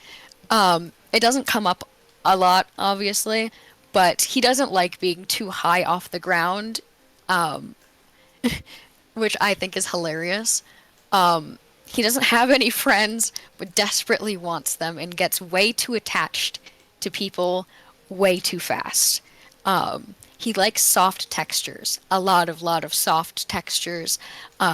Down, fur, very soft, like wool, like fresh wool, that type of stuff. I put in here that he's very much a power bottom, so Asher hit the nail right on the head. Obviously, a little quirk that he has is he likes to give people nicknames. So depending on how he acts, he usually associates them with a specific type of animal, because that's what he knew most of. He was sent mostly on solo missions for his guild, so he didn't really know people very well. So he would pick out animals and traits and assign them to people. So like obviously, but he always refers to himself as a dog. He doesn't feel he feels like a stray animal, something that needs to be tamed type of thing, need to be kept under control. He very much likes strong people. So like himbos, herbos, that type of shit. People who are very soft and in touch with their feelings because obviously he wants to be like that at some point. And people who respect personal space. You can see why he liked Austra a lot. But he really likes baths, thing that he shares with Aurora. He loves sitting in the bath with a little bit of cinnamon and cloves in the water with like candles, just kind of humming to himself.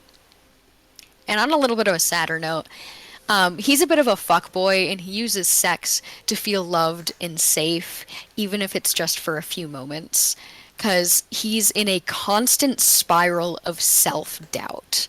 He only really sees himself as a weapon to be wielded with no redeeming qualities. Like, he doesn't think he's attractive or altruistic or good for anything but killing his father. That's the only good thing he sees and notes about himself. And this is kind of where it gets a little bit hairy going into his backstory. So a little bit of a trigger warning. There is talk about SA. So if you're not comfortable with that, just a huge woo woo woo trigger warning.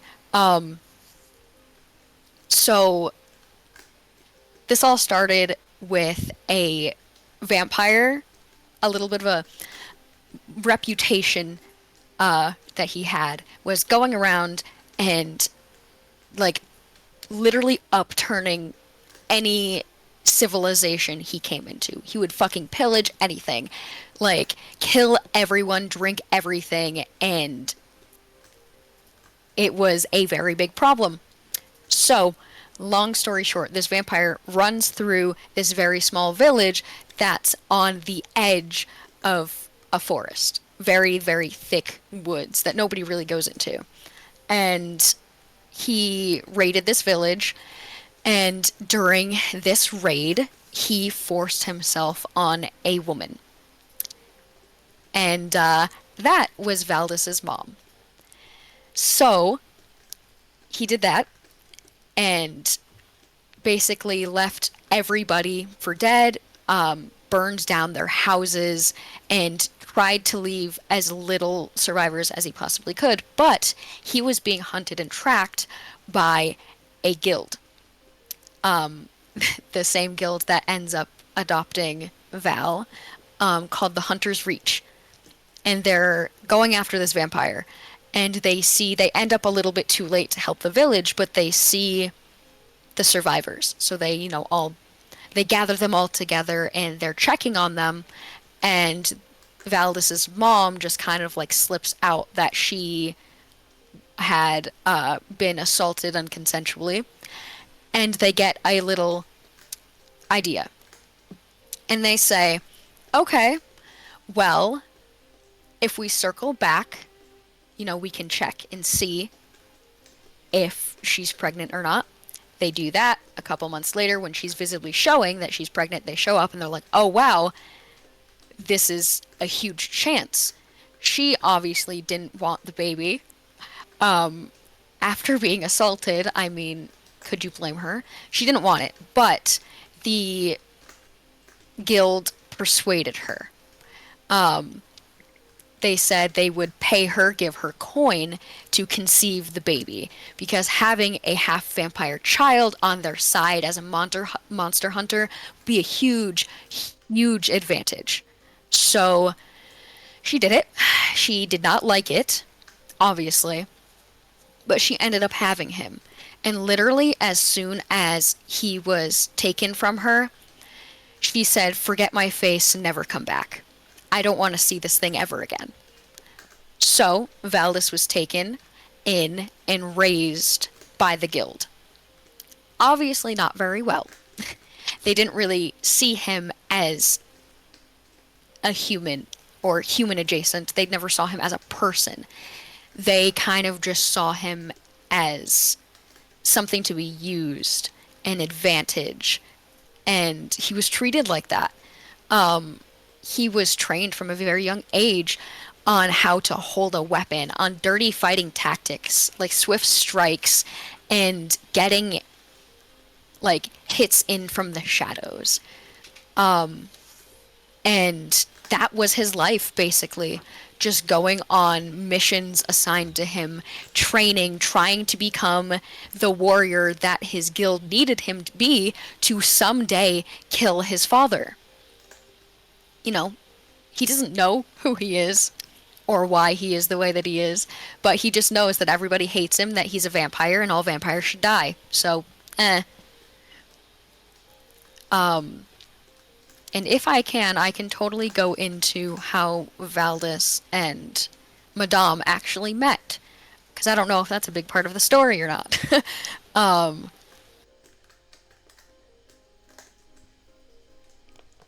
Is that okay, DM? That is more than fine. Go for it. Cool. So, it was on one of these missions that Val was on. Solo mission. He barely got out with his life, but he slayed what he needed to and was kind of licking his wounds in the forest, set up by himself, when he sees coming through the forest a woman shrouded in very dim light, walking with a candelabra just through the forest. His alarm bells immediately go off, and he's like, okay, this is not fucking normal.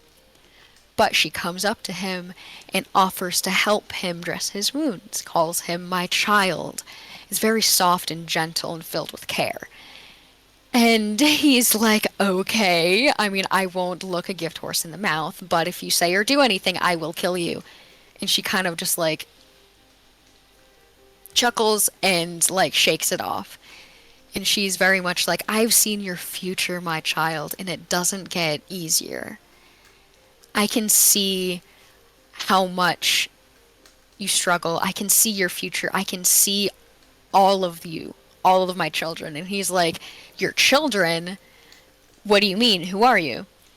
And she's like telling him how she found him through divination of another person, which I have theories about. I'm not going into that right now, obviously. But she saw him through somebody else. And she's like, does this make you uncomfortable? And Val is very much hackles raised, like, who sent you? Who's looking for me? What's going on? She very gently tells him that no one is looking for him. Like, don't worry.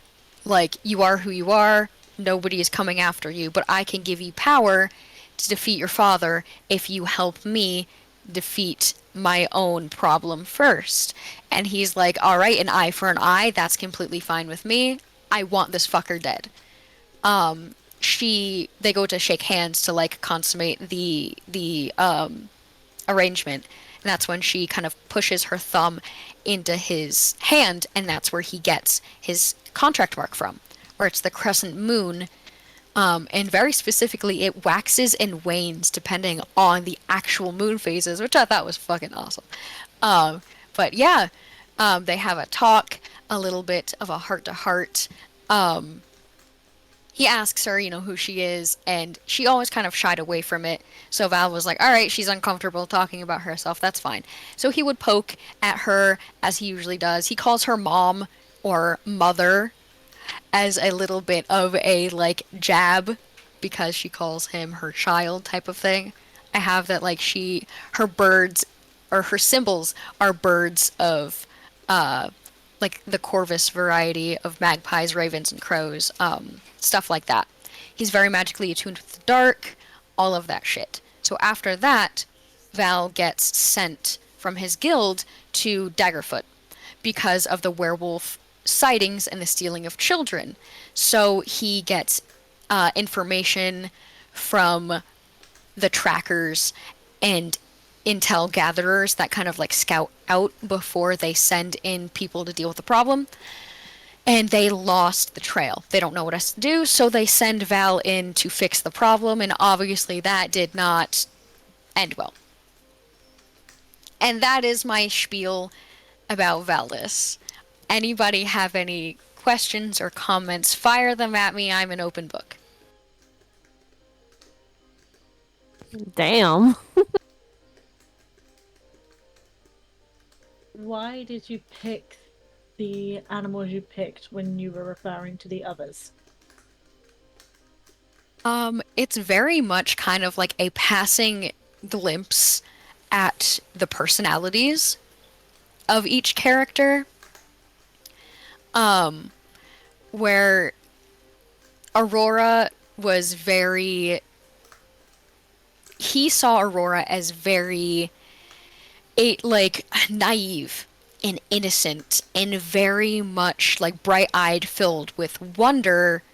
So he called her a fawn because he saw her kind of stumbling through everything with new legs. And was like, that innocence is going to get crushed, type of thing.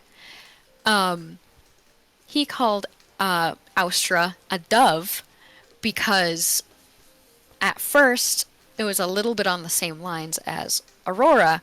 Doves mean, you know, peace and love, and like purity. So he kind of associated that with her. And it became a little bit of like a pet name, a little bit of endearment, where he definitely laid it on a little bit thick whenever he was calling her Dove, where he would say like, my dove, little dove.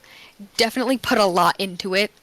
But as Austra's character kind of started to change, I feel like he would have changed the nickname along with her to be something a little bit more fitting. That, though, I have not thought of yet. So, unfortunately. And then I have, if I can find the fucking... I had a sticky note. Where is it? There it is.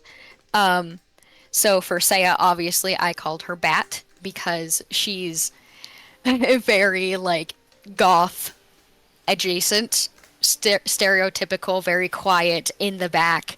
Like, he thought of a bat because she kind of loomed in the darkness, and kind of just watched.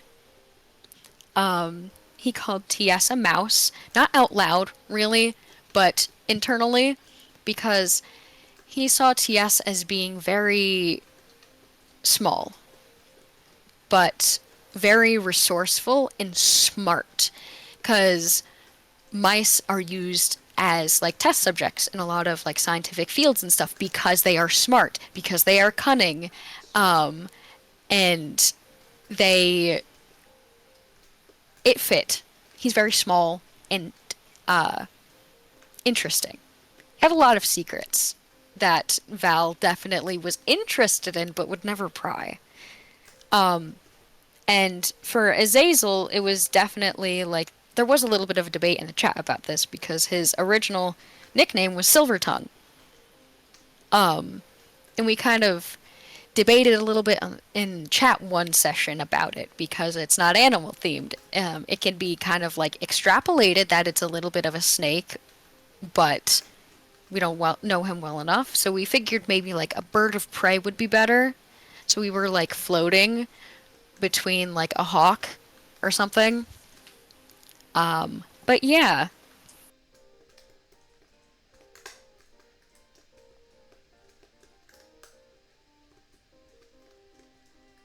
Any other questions, comments, or concerns?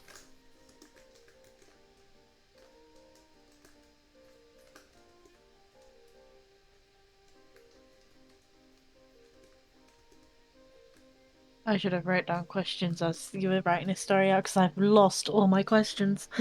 That's okay.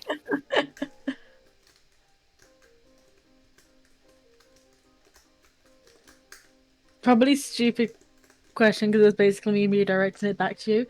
But is there any questions that you want us to ask? Also, Boyke's just put one into the chat. Valdis's happy ending. Oh fuck, that is a question. Holy shit. So, Valdis's happy ending for him, from his perspective, would definitely be to have the group persevere and help Irina, help the town, and kill Strahd. Take out the fucking big bad, and then, with the help of his friends, possibly, help take out his father. Because Strahd is this big bad motherfucker that everybody's scared of. Like, if we can take down Strahd, what is a, like, very, like, how he views him as, like, a lesser vampire, just going around slaughtering people, like, that's fucking easy peasy. Like, that would be fine. And along the way, make the group his friends, and eventually, hopefully, like, be in a relationship, a romantic relationship with Austra. But for me, from a character design standpoint, my happy ending for him would literally be to gain confidence in himself, see himself for who he actually is, instead of this kind of like perversion of who he thinks he is. Have him grow into himself more, be comfortable with people, learn to be okay and make peace with what's kind of happened to him, and kind of take this opportunity of getting spirited away into Barovia as a little bit of a break of the grind of I need to be the best that I can be to kill my dad, and learn who he is as a person. And obviously take on the outstretched hand of Austra and learn what it means to be in a relationship and how to care for somebody and how to let somebody else care for him. If he kills his dad, great, super. But honestly, it's just that, like, branching out and growing as a person and surviving Barovia, basically, is how my version of Valdis's happy ending would be.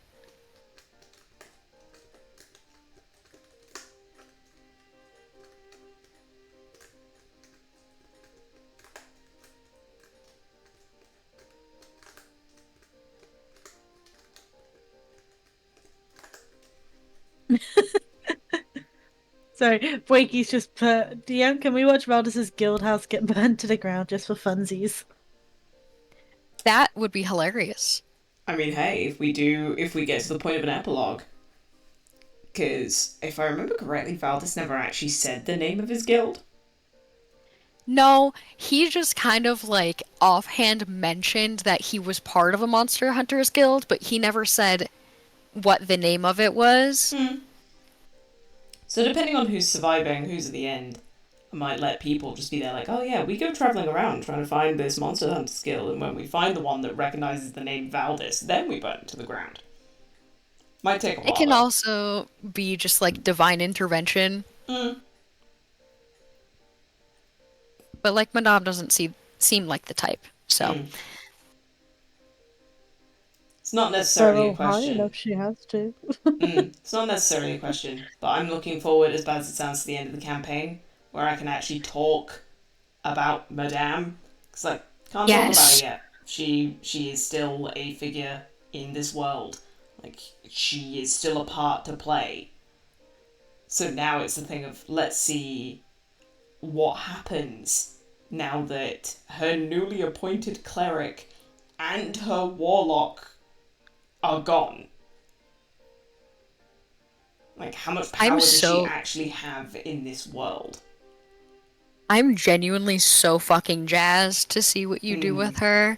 Mm. Because I don't know anything, and I want to know all the things. I want to know, like, how you came up with her, the inspiration, like, the vision that you had, and how you portray her, and, like, all of the nitty fucking gritty, give it to me. Oh, fully. Same. Well, all I will say is that she still has agents in Barovia. Some you've met. So, she's not completely gone from this world. That will be interesting. Hmm. I can't wait to be able to talk more about TS. When we get Same. to the point where we can actually talk about TS, that's gonna be so fun. Definitely exciting. It's gonna break my fucking heart. Like,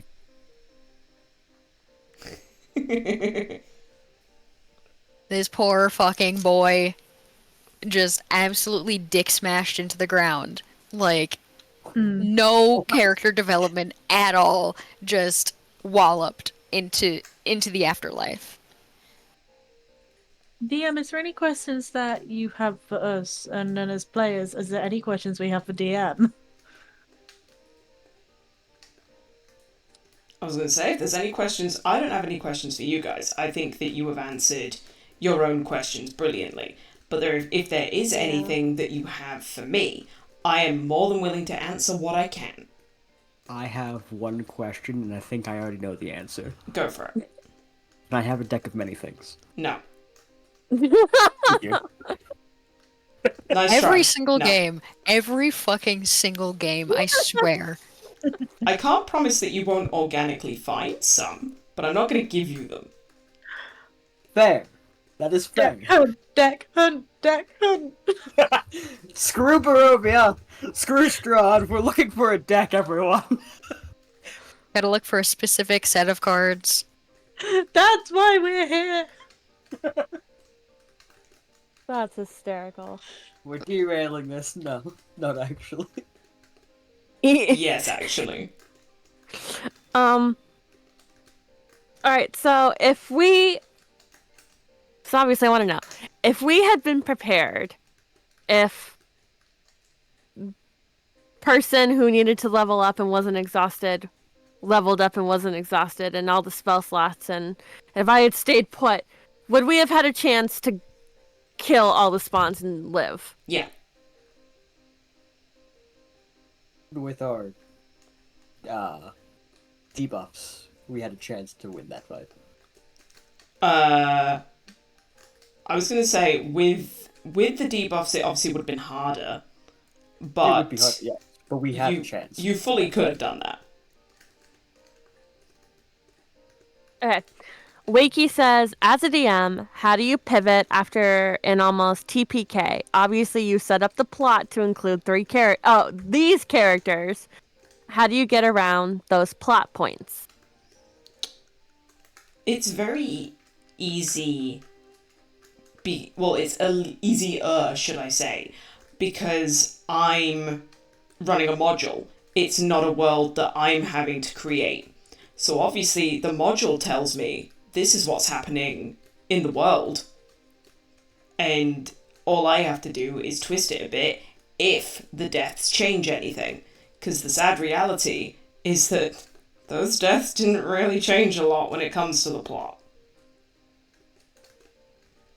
We're literally like specks. We're like mites in comparison to the actual, like, really big shit happening. We're just bugs to squish. I mean, I've pretty much figured this out since we ever started playing with Asher, and we probably do it with Ellie too. I'm sure she has set down a path that she wants us to follow, but we're the type of group that goes, the sign says go right, but we're gonna go left and maybe turn a corner because that sounds better. And I'm sure we've thrown you off a couple of times or so. In fairness to I don't know whether this is just the way the module for Curse of Strahd has been written, but you haven't really thrown me for that much of a loop. Oh, we gotta fix that thing, guys. I mean, We need to really fix that. Didn't you have an old Challenge card? accepted. Deck of many things. Are we out? Are we out? But yeah, the like, obviously, if you've gone in a certain direction, I might have had to really quickly just be there like, okay, I need to read this paragraph in the book just to make sure I'm not lying to you guys. But then it will very quickly be like, okay then, the book tells me this is what's happening. There we go.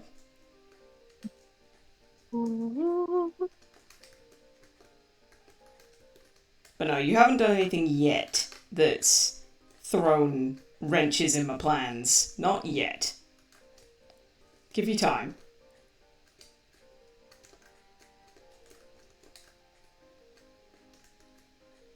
But it's one of the things that I do enjoy about DMing this group, because at this point we are all, like, if we're not experienced D&D players, then at the very least we have some experience behind us. And watching you guys make decisions and prioritizing certain things is very interesting to just watch from a standby point of view. Here's a question from me. Mm. When you're setting up like a scene for us, or you know we're about to go in battle, do you like kind of guesstimate like which one of us is gonna like follow the rules, cause the problems, or not? I mean, that's more comes from just playing in a group with you guys for so many years. There's like, oh, I know that, let's be honest, D is probably gonna go push the button. Push the damn button as always. Like, he's gonna see the button, he's gonna push it. Mythical isn't gonna see the button, but she's gonna push it anyway. Yep. And then Asher is always going to walk off into a corner because he saw something shiny, so he's going to go for it. And I don't blame him for that. It's fair play. And he proved my point, as he's watched everyone else walk into the loft and decided, you know what, I'm going to actually go into the bedroom, you know, the place that they told us it was going to be.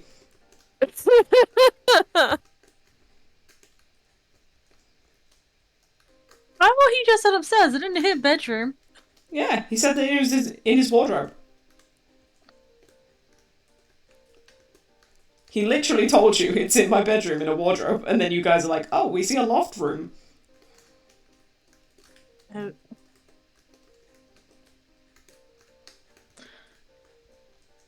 Which was another thing that made me chuckle, because I was there like, ah, yes. Ignoring the very obvious.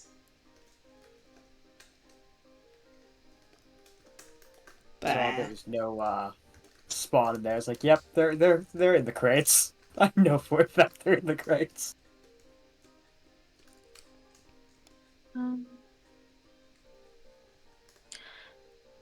DM, did you have any plans for our characters?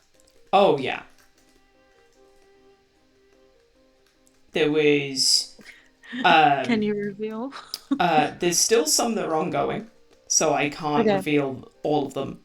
But specifically for the characters that we no longer have, Valdis was going to become this like champion of Madame, who was gonna like reveal herself like in the world a little bit more.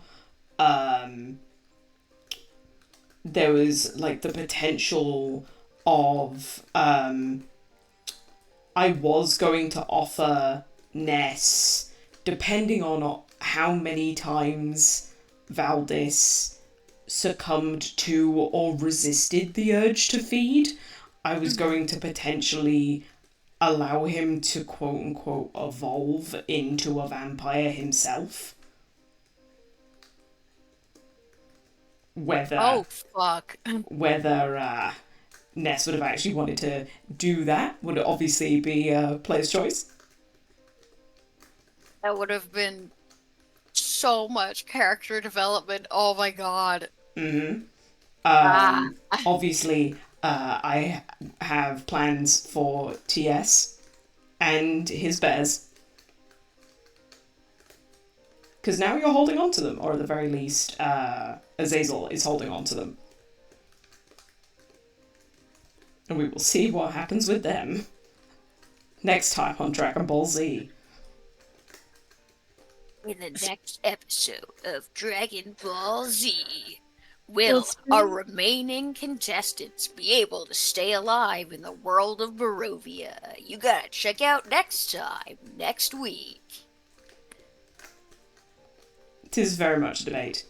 But then for Seiya, it was her, like, coming to terms with the fact that, like, potentially her criminal contact was actually just like a crutch to hold on to, and like she was powerful enough on her own, like she didn't need him.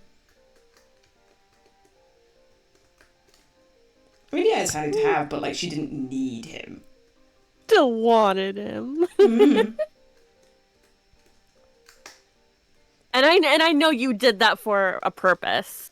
Oh yeah, like I wouldn't have just looked at you, been like, create a spy contact, and then killed him for no reason. Pretty mean if you did. Well, that's why Seiya was crazy like she was. Like, we gotta go over here. I gotta do it, because DM's right. Seiya thought she really needed someone else, and in some way she still did. The beauty of character development. And then there's still things that I want Austra to do. There's still stuff that I want, not Austra, there's still stuff that is ready for Aurora, like, when that time comes. Even though he's a late addition, there's stuff that I have ready for Azazel. It's going to be just an interesting moment to see when that pops up. Question. Answer. So, considering we have new characters coming into play, do you already kind of have a little bit of an idea of what or how to mesh these characters and their desires and their stories into the campaign? Like how you kind of have interwoven everybody else's character arcs and stuff into Straw. Do you have any plans, well, that you can reveal for the next upcoming characters? Admittedly, it is a lot more of like a shaky ground because we haven't had that session yet to talk about backstories and goals and things like that. But as soon as that happens, then yeah, I fully plan on integrating everyone as much as I can into this world.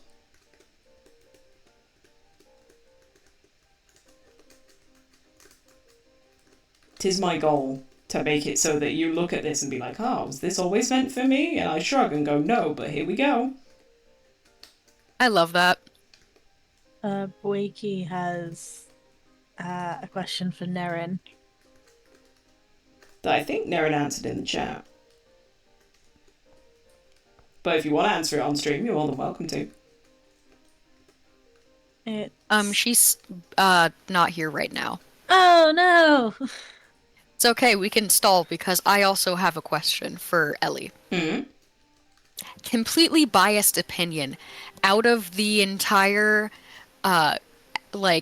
span of this so far, what has been your favorite moment? It can be funny, it can be sad, it can be like, oh my fucking god, what are these guys doing?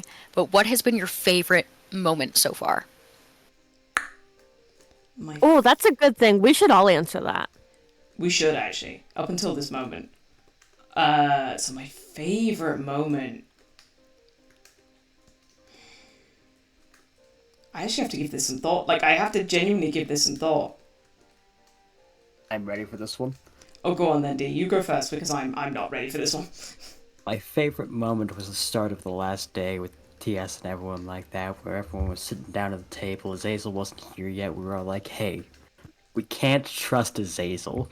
These are the bullet points as to why. And then Azazel comes in. It's like, hey, I'm gonna make everyone breakfast.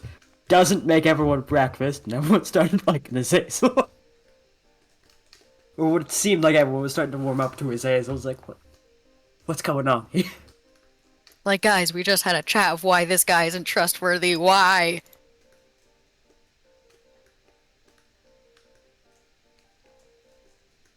Yeah, I think I'm gonna have to go with the lead up to Valdis being stabbed.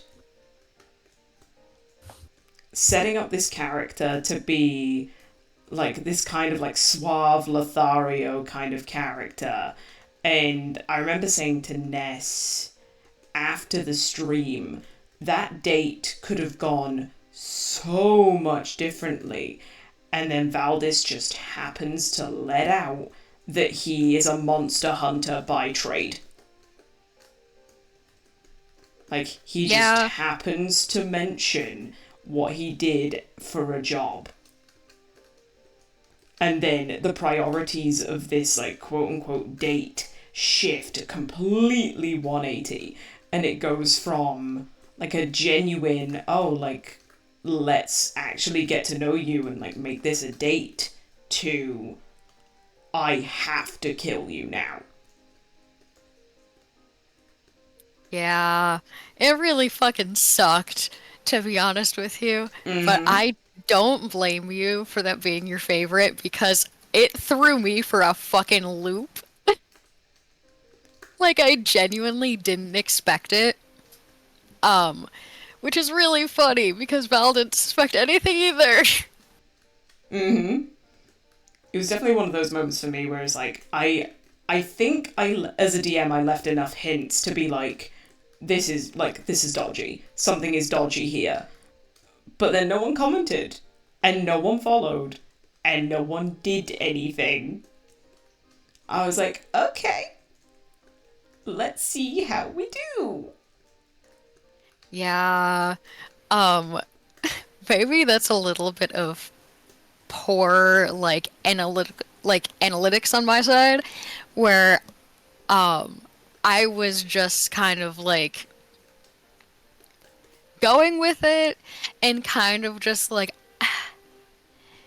so, I have a really bad streak of not trusting my gut, because woohoo, anxiety makes it very hard to do that. So I was like, oh, it's just fine. He's just nervous. Or like, it's fine. He just wants to take you somewhere pretty. And like, everything is fucking dead around here. Don't worry about it. Type of shit. So I didn't, like, I kept making up excuses. And like, was a little bit sus. Like, maybe the food was poisoned. But like, it was fine. So I was like, oh, this is going fine. And then like, you know, they were having a good time, and I was like, oh fuck, this is great. And then Valdis gets stabbed, and I was like, you gotta be fucking kidding me.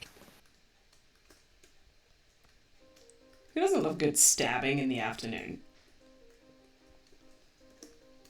Just as the moon is shining on both of them, and Val is like, it's a beautiful night, shank. And then the knife was pulled. Yeah. Well, that's the thing that made it poisoned. even worse. Because, yeah, it was poisoned, but it wasn't a dagger. It was a full-on short sword. You got, like, skewered. Yay. Mutilated. Yeah. And now that you're dead anyway, I can be honest. You should have died.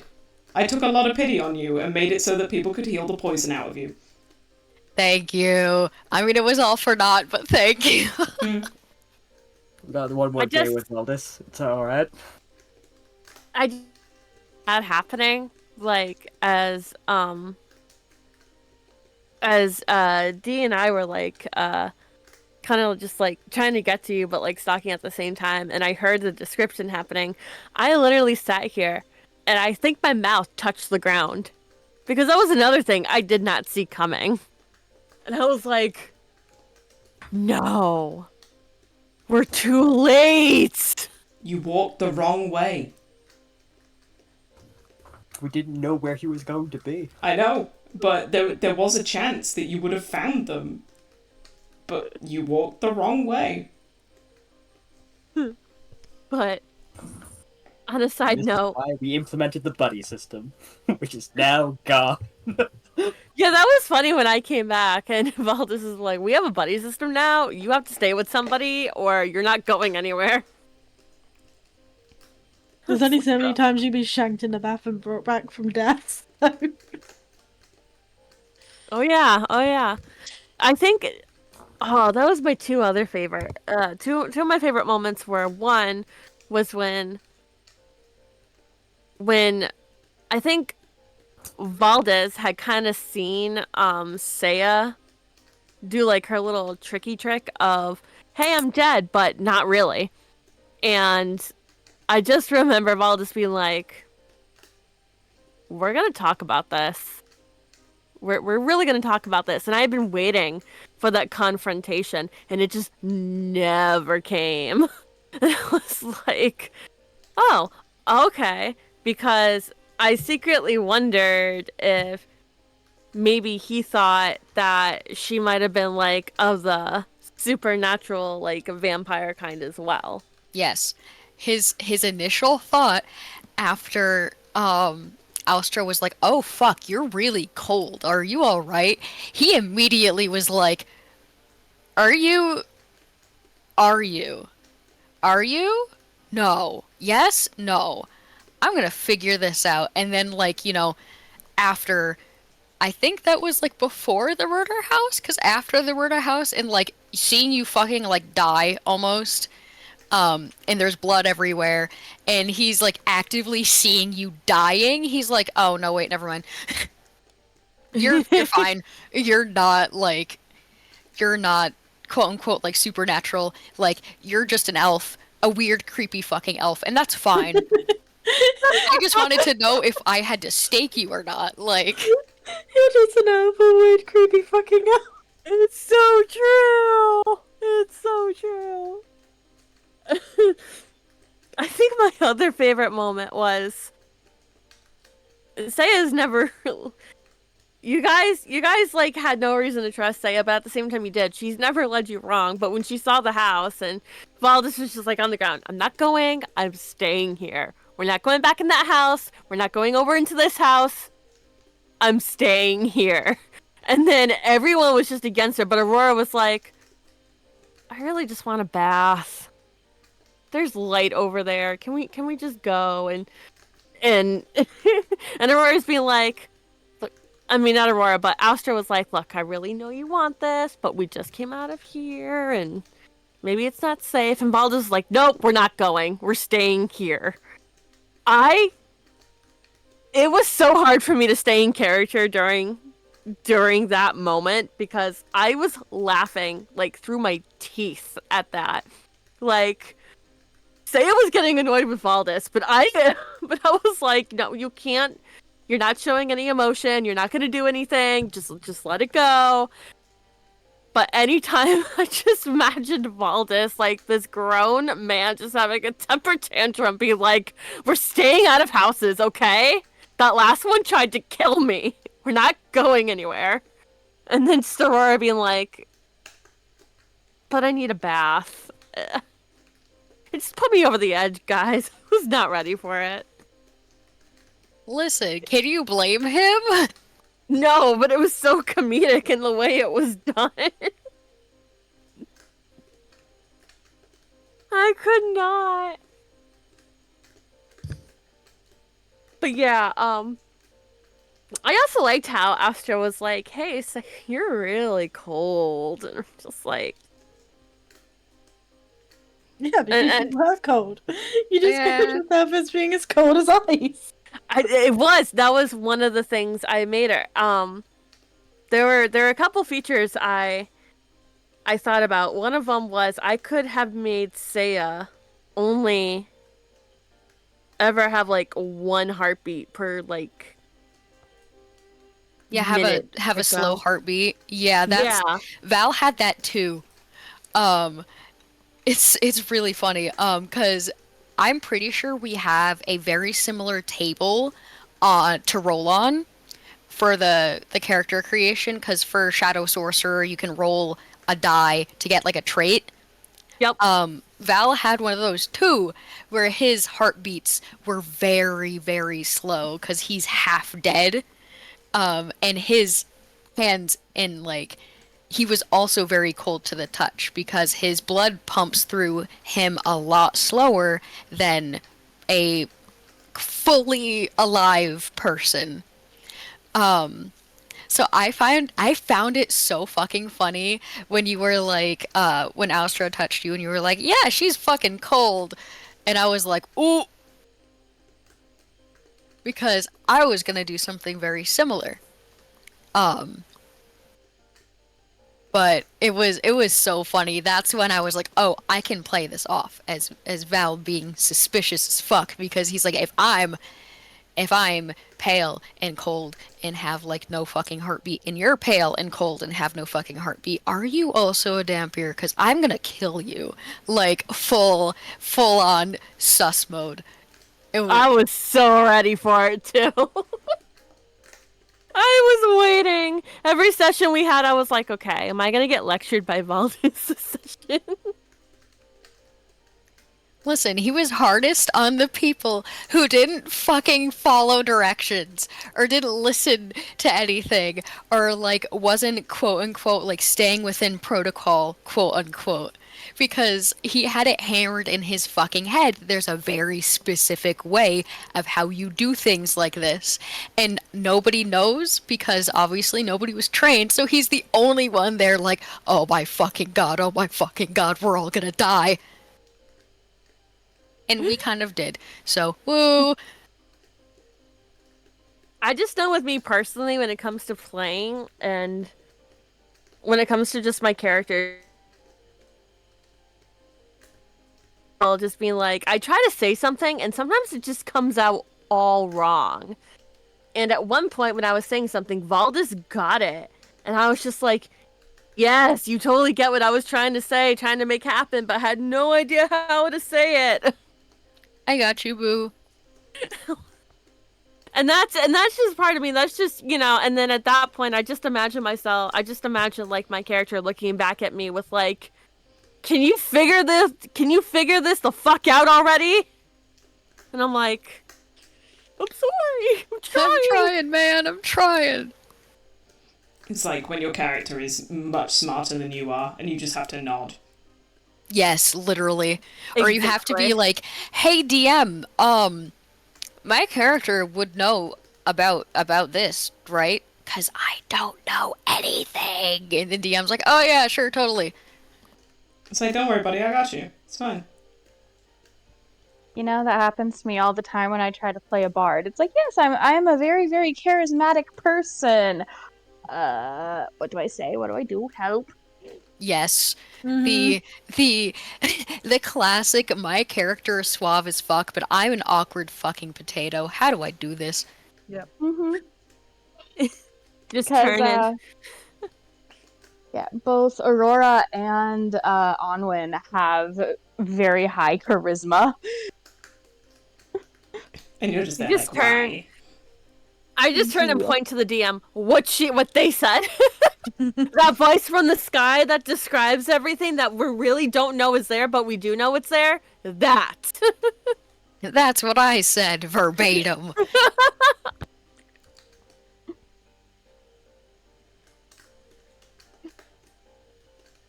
I love stuff like that.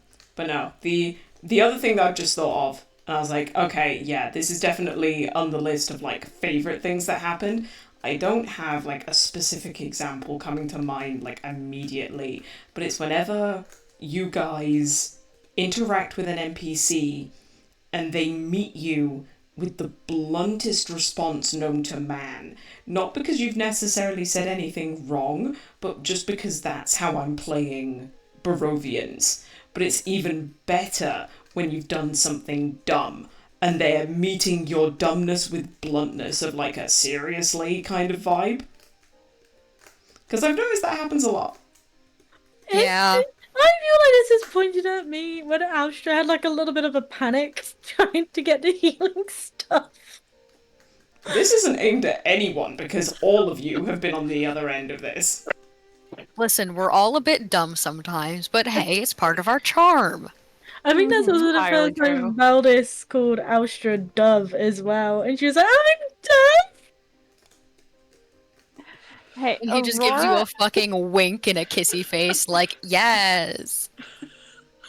Aurora is lovably naive. Okay? Mm-hmm. You ever seen those like TikTok videos where it's literally of like the sweet person like going around like the con or something in like their cosplay, and then there's like two bodyguards walking behind them. Scary dog privileges. Yes, I feel like Aurora's the like floaty one, and then there's just Austra behind, just like scary dog privileges. Oh, I love it. It's great. But there's like, I know for a fact that there's been a couple of times where Ismark has just like made a remark and not meant to come off as patronizing as he does, but he'll just say something and you all will be like, oh. That's told us off now. Well, not even Dad's told you off, but just like, you'll say something, he will reply incredibly bluntly because that's the quote-unquote correct answer. But then it'll be you guys sat there like, oof, that actually came off like full sass, and I'm not sure how to deal with this right now. My favorite part with Ismark, though, was like the ring around the rosy that one night with him and Aurora. Mm-hmm. So did you guys, like, I was literally about to say, so did you guys actually fuck, or did she literally just fall asleep? No, she did actually sleep with him. Yeah, Knew it. these guys are so easy. But Ismark being a gentleman and keeping like the lady's honor is just there like, I'm not gonna outright be there like, oh yeah, we just spent like the last couple of hours fucking. I know my sister. Of course she fucked him. She sees a beautiful man. She goes, I want him. For Hey, worship hey. reasons. It's like she's been saying this whole time with Azazel. It depends on the chemistry and the flirting. If it's a mutual attraction, then yes, she'll do it. But no. Oh, my favourite quote from that was Ismark basically admitting to the fact that he thinks that he's an ugly bastard. And all of us are like, no, No. shut the fuck up. You're attractive as fuck. Oh. Because at one point, Aurora was just there like, oh, like, would you be sleeping with me, like, doing me a favour? And he was like, honey, you sleeping with me is doing me a favour. Yeah, that's what took so long that time when I was in the whisper room, was they were having this back and forth, and it was just the most like vague flirty comments ever of like implications of like, oh, I'm interested in this, are you interested in this? I'm pretty sure I understood what you just said. This back and forth. It was essentially both of them asking for consent without straight up being like, I ask for consent, and it took a while. Yeah. That's so funny. That is also very in character, so it fits so well. Because Aurora's there like, hey, I come from a church where like sexual favors is a normal thing, and then Ismark is there like, when I said favor, I meant more like, you know, I'd kill someone for you. That's so funny. And then it just went from a, oh, well, do you wanna? And he's there like, sure, do you wanna?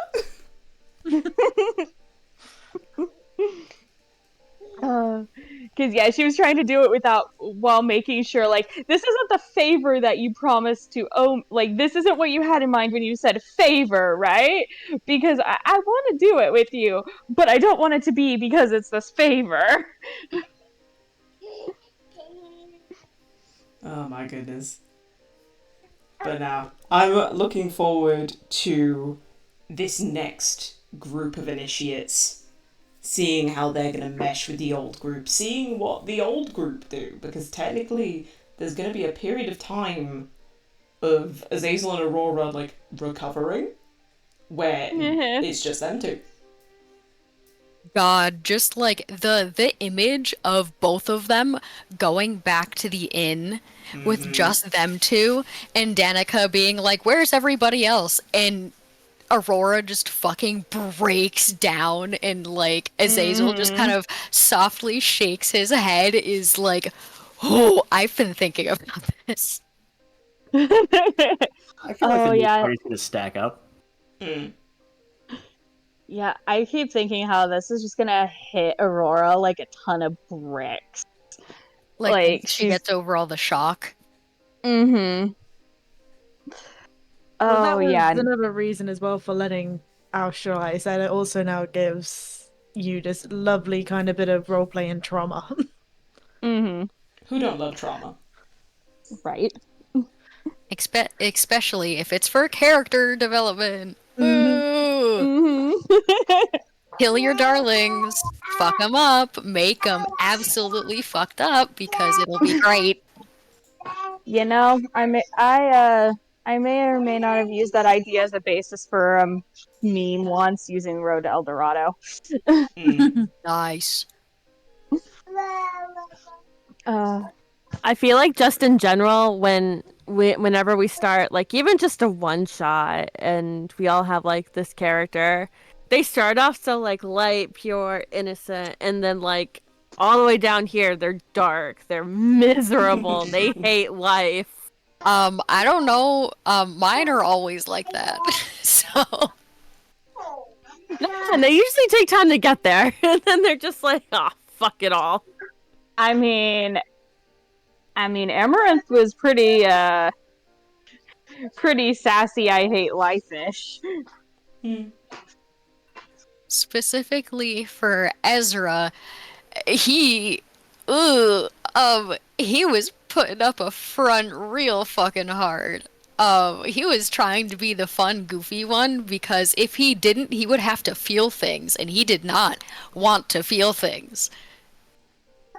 Why do you think Amaranth kept messing with Sorrow? She was just like, please entertain me, I don't want to be here. Yeah, again, kind of along those same lines as to why Amaranth was always messing around with Sorrow, because it kept her entertained and it let her be somebody else for a bit.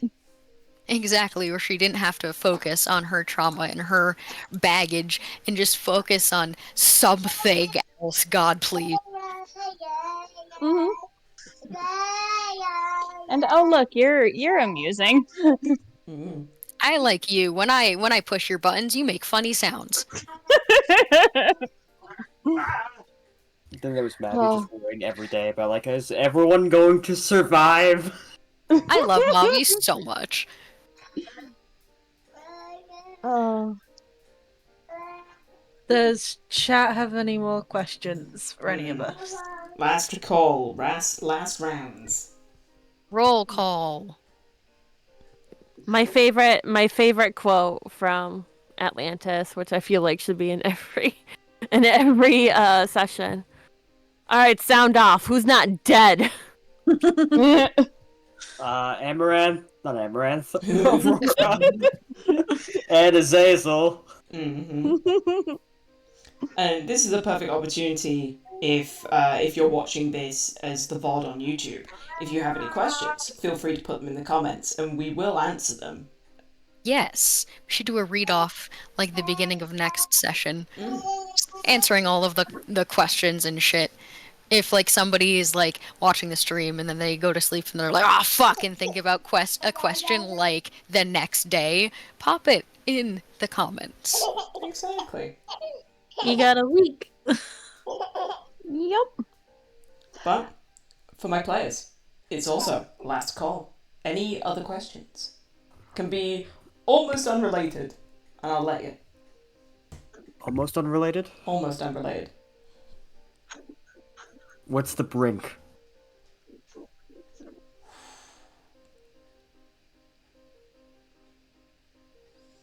The brink is going to be your character's... what's the word? It's going to be the leap of faith. Do you jump? Do you let go of everything? It's going to be you staring off the edge and wondering if you have the bravery and the courage to go that step further. The answer is yes.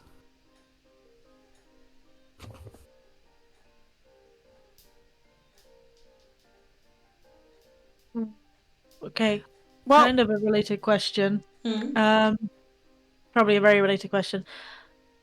For those of us that obviously went into the house and then never made it back out again, we had, well, I know, like, Austra, she left her bag with some stuff at the place.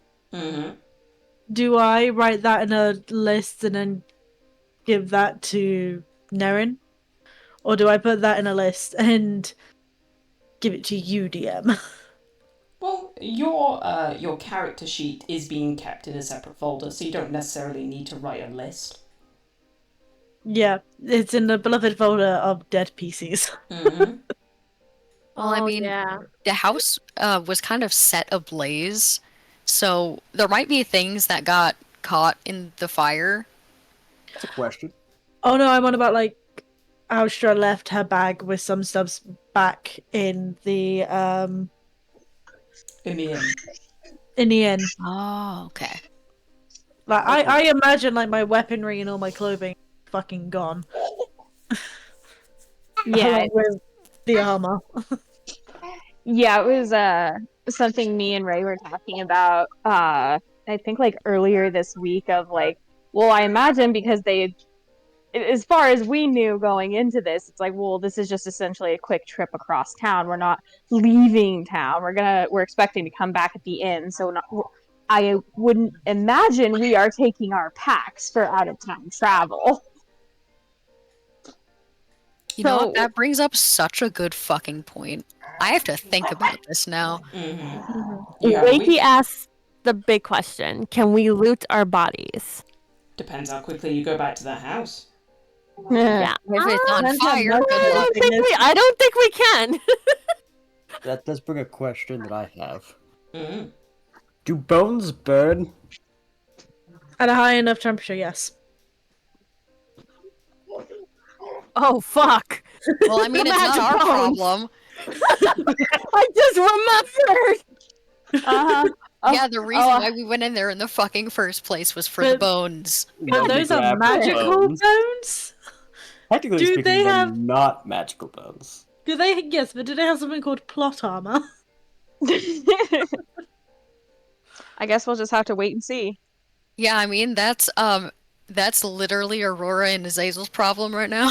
Unless Azazel was somehow able to pocket the bones before he left. No, Bro, we didn't Zella even found them. find where they were. Like, we don't Azazel know. opened up the wardrobe, just took a look in, it's like, nope, they're not here, and left. Oh my god! I completely forgot about. Yeah, because he them. failed the investigation check, so... Yeah, and Valdis could have looked, but I you never don't did. remember that. No, stupid as it is, Val kind of trusted Azazel to know what he was looking for and was just like, I'm anxious to go back with the rest of the group. Can we go back now? And then everything went to shit. Yep. Whoa. I'm gonna be so fucking... Oh my god, it's so bittersweet, but it's fine. I will give everyone that's dead then the chance to, because assuming that you didn't take everything with you, if there are things that you're there like, nope, I definitely would have left that in the room with the idea of being like, we're not travelling out of town, leave that in like a separate little box in your character sheet. And then Azazel and Aurora can look at them when they get back.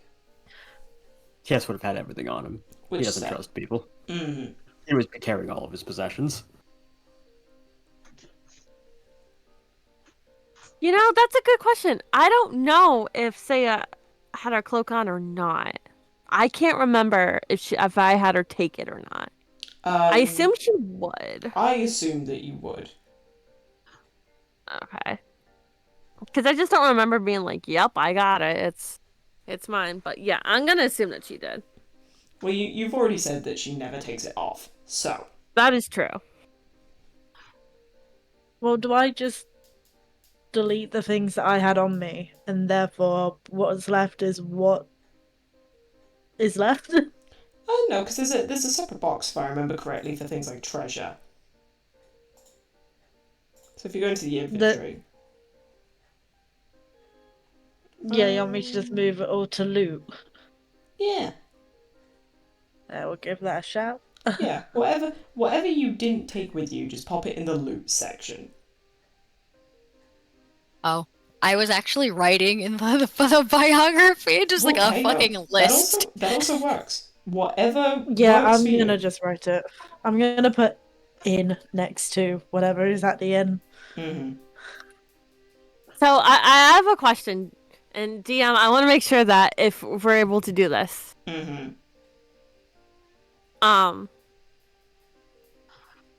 the fact that we're now dead, is it possible for like our characters to do like a small little bit of, well, this is it, guys, we're on the other side? You know what I mean? I will say, because of the time, if you want to do that, and privately do that amongst yourselves, you are more than welcome to. Nice. So we could do that if we wanted But to. not everyone would be able to join in with that. That is true. Just a question. Mm-hmm.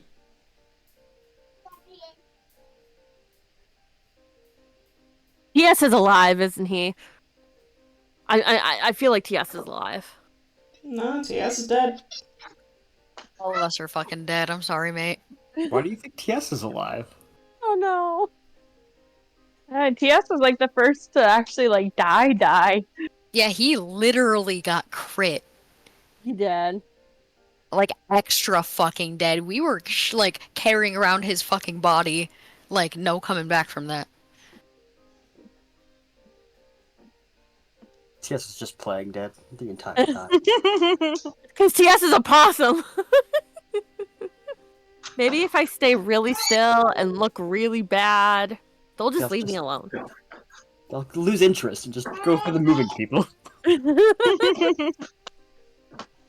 Wakey put TS is so dead that eggs called him an object. Mm-hmm. No, literally.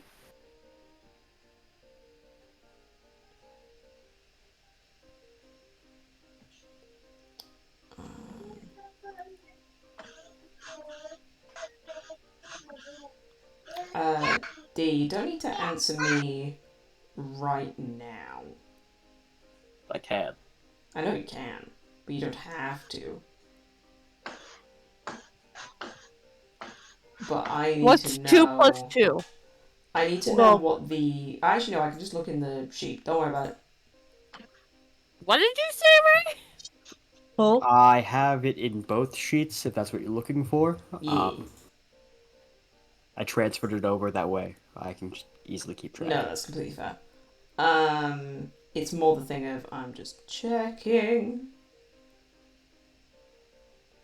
Yeah, okay.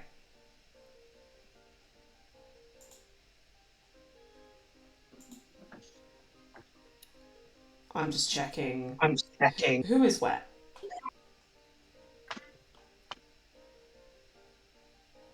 What do you mean, who is where? D knows what I mean.